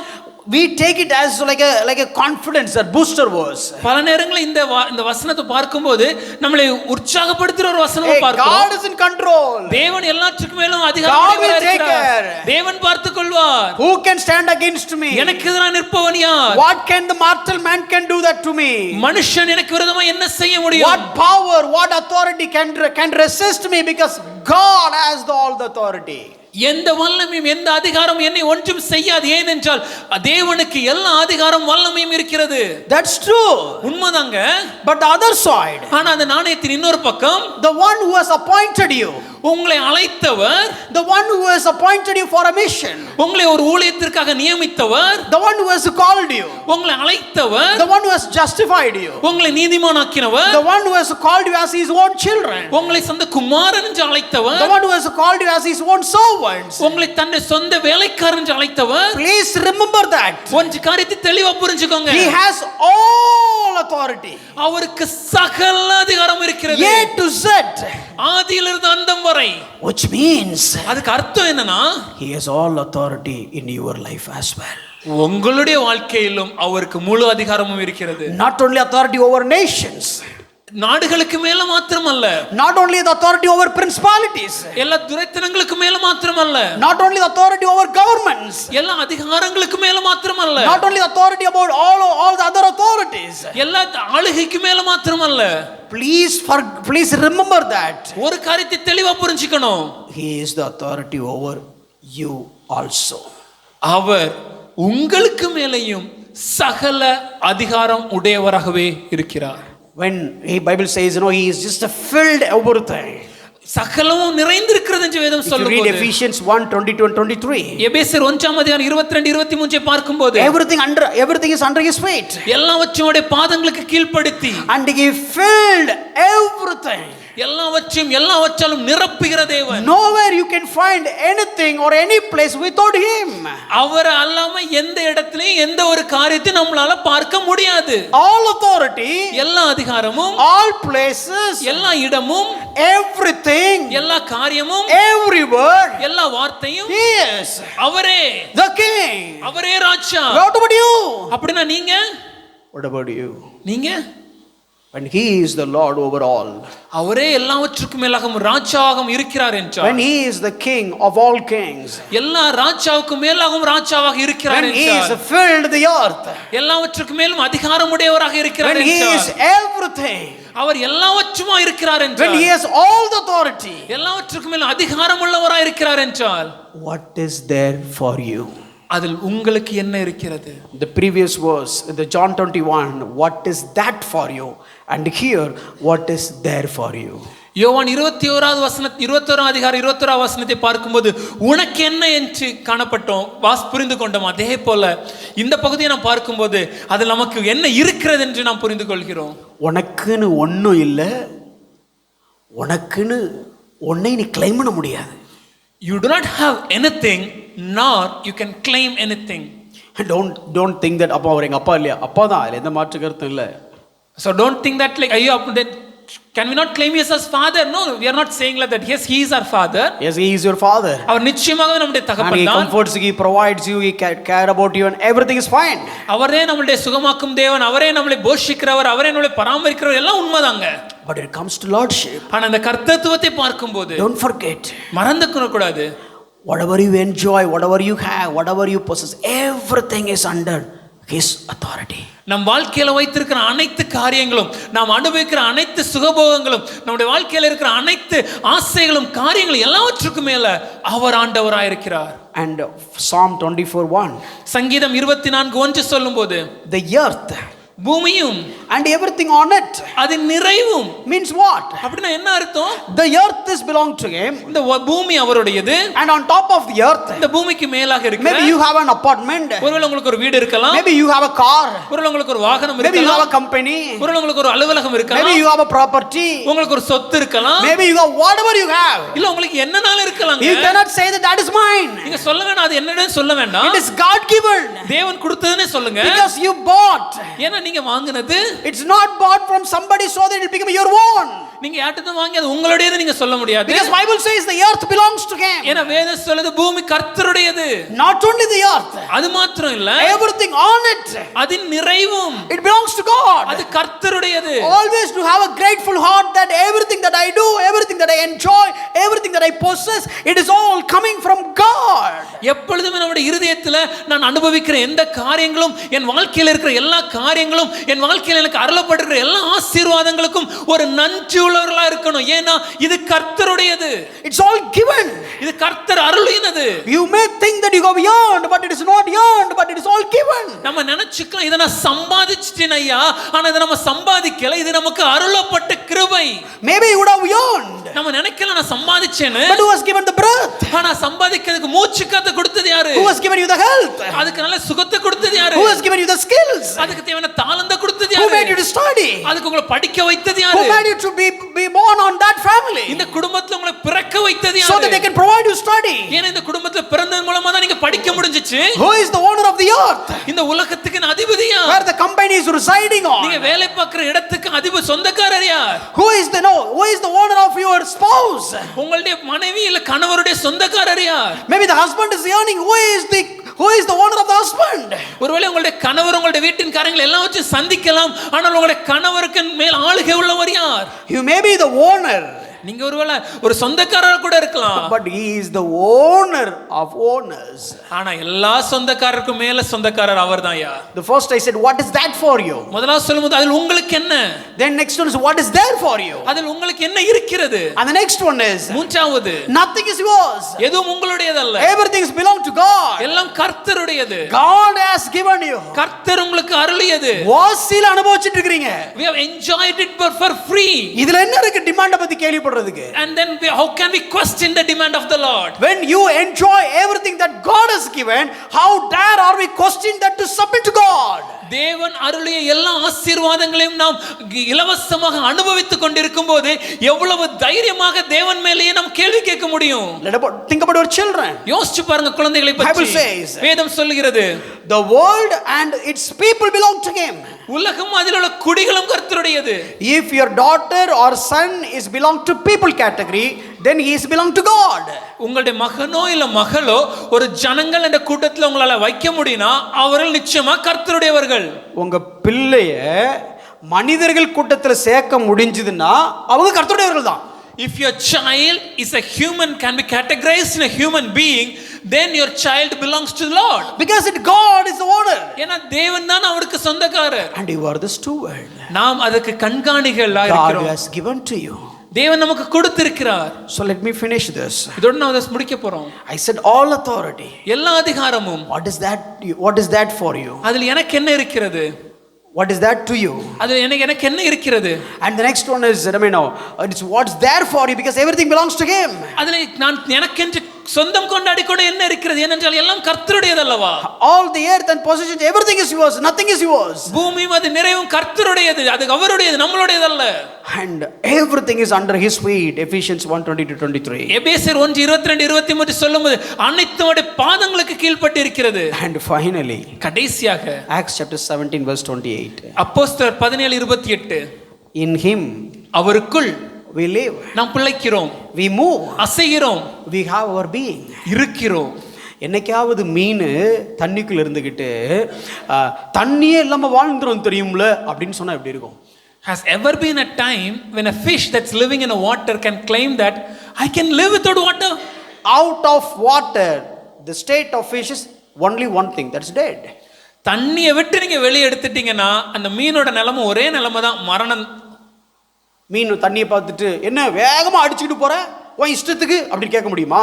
Can the fish ask the water, why are you coming so fast as in a current stream? The current is so fast and I want to go left, but the current is taking me to right. I don't want this water. இந்த தண்ணியின் வேகம் மிக வேகமாக இருக்கிறது, நான் வலது பக்கம் திரும்ப வேண்டும், ஆனால் இந்த தண்ணி வேகம் எனக்கு இடதுபுறமாக திருப்புகிறதுனால எனக்கு இந்த தண்ணி வேண்டாயா? தண்ணி வேண்டாயா? I don't want this water. தண்ணி இல்லாம இருக்கிறேன். I live without water. தண்ணி இருக்கும், நீ இருக்க மாட்ட. The water will still always be there, but the fish will not be alive. Exactly. அதே போல தான் you and me are நீங்களும் நானும் in him. அவருக்குள் இருக்கிறோம். We live in him. அவருக்குள் பிழைக்கிறோம். We move in him. அவருக்குள் அசைகிறோம். And we have our being in him. அவருக்குள்ள தாங்க நம்ம இருக்கிறோம். Without him, அவர் இல்லாமல் you cannot sustain. நம்மளால் வாழ முடியாதையா? Without him, you cannot retain anything. அவர் இல்லாமல் நம்மளால் எதையும் வைத்துக் கொள்ள முடியாது. Without him, you cannot maintain anything. அவர் இல்லாமல் நம்மளால் எந்த காரியத்தையும் சரியாக செய்ய முடியாது. And without him, you will become vain. அவர் இல்லாமல் நாம் ஒன்றும் இல்லாமல் So the only hope is, அப்ப நமக்கு இருக்கிற ஒரே நம்பிக்கை, cling on to him. அவரை பிடித்துக் கொள்ள வேண்டும். Hold him. அவரை கெட்டியாக பிடித்துக் Treat கொள்ள him as வேண்டும். master. அவரை ஆண்டவராக வைக்க At any வேண்டும். point of situation, எந்த காலகட்டத்திலும், in any circumstances, எந்த சூழ்நிலை whether it வந்தாலும், is good or bad, நன்மையோ தீமையோ, whether it is positive or negative, அது நேரான காரியமோ மறைமான காரியமோ, whether it is progression or digression, அது ஒரு ஒரு நேர்த்திசைக்கு செல்கிறோமோ இல்ல பின்மாற்றமான whether it காரியமோ, is the way that you expect or the way you unexpected, நாம் எதிர்பார்க்கிற காரியமா இருந்தாலும் சரி, இல்ல எதிர்பாராத காரியமா இருந்தாலும் சரி, your hope is with him. ஆனா நம்ம நம்பிக்கை அவர் மேலதான். If you want to live, நாம் வாழணும்னா treat him as Lord. அவரை ஆண்டவராக வைக்க வேண்டும். In him, அவருக்குள், with him, அவருக்குள் we live and we move. நாம் இருக்கிறோம், நாம் அசைகிறோம், நாம் பிழைக்கிறோம். Fish cannot live out of water. ஒரு மீன் தண்ணி இல்லாம வாழ முடியாது. Whether the smell is likable or not, the smell of the water is likable or not, அந்த தண்ணியோட ஒரு மனம் அது நாற்றமாக இருந்தாலும் சரி, நறுமணமாக இருந்தாலும் the சரி, direction of the current is desirable or not, அந்த தண்ணி செல்கிற பாதை அது விரும்புகிற பிரகாரம் இருந்தாலும் சரி, விரும்பாத வழியாக இருந்தாலும் சரி, and the flow of the water is just comfortable or not, அந்த தண்ணியின் பாதை வடிவம் நம் பிரியமானபடி இருந்தாலும் சரி, பிரியம் இல்லாமல் இருந்தாலும் சரி, whether you want to swim or not, நீந்த ஆசைப்பட்டாலும் சரி, படலனாலும் சரி, stay inside the water. தண்ணிக்குள்ள இருக்கிறது நல்லது. As long as you stay inside the water, you will live. தண்ணிக்குள்ள இருக்கிற மட்டும் அந்த மீன் உயிரோட இருக்கும். Let me tell you, ஒரு காரியத்தை சொல்றேன், God is like water. தேவன் அந்த தண்ணிய மாதிரி இருக்கிறார். We are like caught up in the water. நாம தண்ணிக்குள் அகப்பட்டிருக்கிற மீனை மாதிரி இருக்கிறோம். If you feel that this direction is not good, God, ஒருவேளை நம்ம நினைக்கிறோமா, ஐயா இந்த பாதை நான் செல்கிற பாதை எனக்கு பிடிக்கல ஐயா நினைக்கிறோமா, this approach is not fine, இந்த பாதை நல்லா இல்லையா, oh I want to change, நான் மாறணும், I don't want the water, எனக்கு தண்ணி வேண்டாம், please throw me out, என்னை வெளியே விட்டுருங்க. there is no loss for the water, but you will lose your life. தண்ணிக்கு எந்த அதனாலயும் பிரச்சனையும் இல்லைங்க, நமக்கு தான் பிரச்சனை, நம்மளுடைய ஜீவன் இழந்துடுறோம். That is why we preach this lordship. அதனால தான் இந்த கர்த்தத்துவத்தை தெளிவாக திரும்ப திரும்ப சொல்றோம். As long as you and me are live in him, அவருக்குள் நாம் இருக்கிற மட்டும், as long as we go along with him, அவருக்குள் நாம் அசைகிற மட்டும், whatever the flow of the water, தண்ணி எப்படி எந்த திசையில் சென்றாலும், whatever the direction of the water, தண்ணி எந்த பாதையில் பயணித்தாலும், whatever the speed or the current, the speed of the current, whatever it is, தன்னுடைய வேகம் எப்படி இருந்தாலும் சரிங்க, you like it or not, பிடிச்சிருந்தாலும் பிடிக்கலனாலும், you will never have any better place. அதை விடவும் சிறந்த ஒரு இருப்பிடம் நமக்கு இருப்பது இல்லை. That is how you and I have been created. அப்படிதான் நீங்களும் நானும் படைக்கப்பட்டிருக்கிறோம். கார் பெட்ரோல் போட்டா தான் ஓடுனா, பெட்ரோல் விலை கூடுனாலும் குறைஞ்சாலும் பெட்ரோல் தான் போடணும். If a car is manufactured to run by a petrol engine, whether the price of the petrol goes up or down, still we can only put petrol in it. எங்க வீட்ல தண்ணி தான் இருக்கு, தண்ணி தான் ஊத்துவேன் அப்படினா ஊத்திக்கோ. If you say I have only water, I'll pour inside water, it's up to us. Petrol கடைக்காரருக்கு நஷ்டம் கிடையாது. It's not a deficit or a loss for the one who owns the petrol. தண்ணியை ஊத்துன உன் கார் தான் போகும். The one who pours the water, it's us, and our car will be destroyed. This car is made to ride by using petrol as a fuel. That is how it has been created. இந்த ஒரு car என்ற வாகனத்தை உருவாக்கும் போதே அது petrol என்ற எரிபொருள் இருந்தால் மாத்திரம்தான் அதை பயன்படுத்த முடியுங்கிற ஒரு காரியத்தோடு அது உருவாக்கப்பட்டிருக்கிறது. Fish created in a such a way that it can live only inside of the water. ஒரு மீன் படைக்கப்படும் போதே அந்த மீனானது இந்த தண்ணியில் இருக்கும் மட்டும்தான் அது உயிர் வாழ முடியும் என்ற நிலையில் அது படைக்கப்பட்டிருக்கிறது. Petrol is ruling the car. Petrol அந்த காரை ரூல் பண்ணுது. Without petrol nothing will work. அந்த பெட்ரோல் இல்லனா அந்த கார் வேலை செய்யாது. No use at all. எந்த பிரயோஜனமும் இல்ல. Without water, தண்ணி இல்லனா all the minerals and foods, everything is available, but without water the fish cannot survive. அதுக்கு சாப்பாடு இருக்கு, தேவையான மற்ற எல்லா காரியங்களும் இருக்கு, ஆனா தண்ணி இல்லனா அந்த மீனால உயிர் வாழ முடியாது. So the water has the lordship over the fish. அந்த தண்ணிக்கு அந்த மீனுக்கு மேல அதிகாரம், ஆளுமை இருக்கிறது. The petrol has the lordship over the car. அந்த பெட்ரோலுக்கு அந்த காருக்கு மேல ஒரு அதிகாரம், ஒரு லார்ட்ஷிப் இருக்கிறது. In that same way, அதே போல you and me are created நீங்களும் நானும் எப்படி படைக்கப்பட்டிருக்கிறோம் to live in the lordship of God. அவருக்குள் பிழைத்திருக்கும்படி, இந்த கர்த்தத்துவத்துக்குள் நாம் பிழைத்திருக்கும்படி. If we ignore the lordship, இந்த கர்த்தத்துவத்தை நாம் அசட்டை பண்ணினோம் என்றால், if we move away from the lordship, இந்த கர்த்தத்துவத்தை விட்டு பின்மாற்றம் அடைந்து வேறு திசை செல்வோம் என்றால், it is not good for us. அது நமக்கு தாங்க நஷ்டம். We are in him, move in him, because God created the human being in such a way that have fellowship with him and treat him as a Lord and live a good life. நாம் அவருக்குள் இருக்கிறோம், அவருக்குள் அசைகிறோம். எதற்காக என்றால், கர்த்தர் நம்மளை படைக்கும் போதே அவருக்குள் பிழைத்திருக்கும்படி நம்மளை படைத்திருக்கிறார். அவரை ஆண்டவராக வைத்து ஒரு நல்ல வாழ்க்கை வாழ வேண்டும் என்று அவர் எதிர்பார்க்கிறார். Lordship is a blessing. கர்த்தத்துவம் அது ஒரு ஆசீர்வாதம். Petrol is a blessing for the car. ஒரு காருக்கு ஒரு பெட்ரோல் போடுறது அது ஒரு நல்லது. Water is a blessing for the fish. தண்ணி மீனுக்கு நல்லது. So that they can survive. அது கொடுத்து அப்படி இருந்தா மட்டும்தான் அந்த மீனால உயிர் வாழ முடியும். The same way, அதே போல if you treat Jesus as Lord, இயேசுவை நீங்கள் ஆண்டவராக வைத்திருப்பீர்கள் என்றால், that is a blessing. அது உங்களுக்கு ஆசீர்வாதங்க. That is a blessing. அது நல்லதுங்க. That is good for you. அது உங்களுக்கு தாங்க நல்லது. That is good for church. அது சபைக்கு நல்லது. Treat him as Lord அவரை ஆண்டவராக வைக்க and வேண்டும். live a successful life. ஒரு வெற்றியுள்ள வாழ்க்கை வாழ As the வேண்டும். fish lives successfully in the water, எப்படி மீன் தண்ணீரில் வாழ்கிறதோ அதே போல, and the car rides without flaw because of the petrol. ஒரு வாகனம் எப்படி தங்கு தடையின்றி பெட்ரோல் இருக்கிறதுனால செல்ல முடியும், அதே போல Accept him as the Lord. இயேசுவை ஆண்டவராக வைத்து Treat him as the Lord. அவரை ஆண்டவராக கருதுங்க. And cherish in keeping him as the Lord. அவரை ஆண்டவரை வைத்துக் கொள்ற வாழ்க்கையை அனுபவிச்சு பாருங்க. You will be blessed and your generations will be blessed. உங்களுக்கும் உங்கள் தலைமுறைக்கும் அது ஆசீர்வாதமாக இருக்கும். May God bless you. தேவன் உங்களை ஆசீர்வதிப்பார். Continue next week. தொடர்ந்து அடுத்த வாரம் தியானிப்போம்.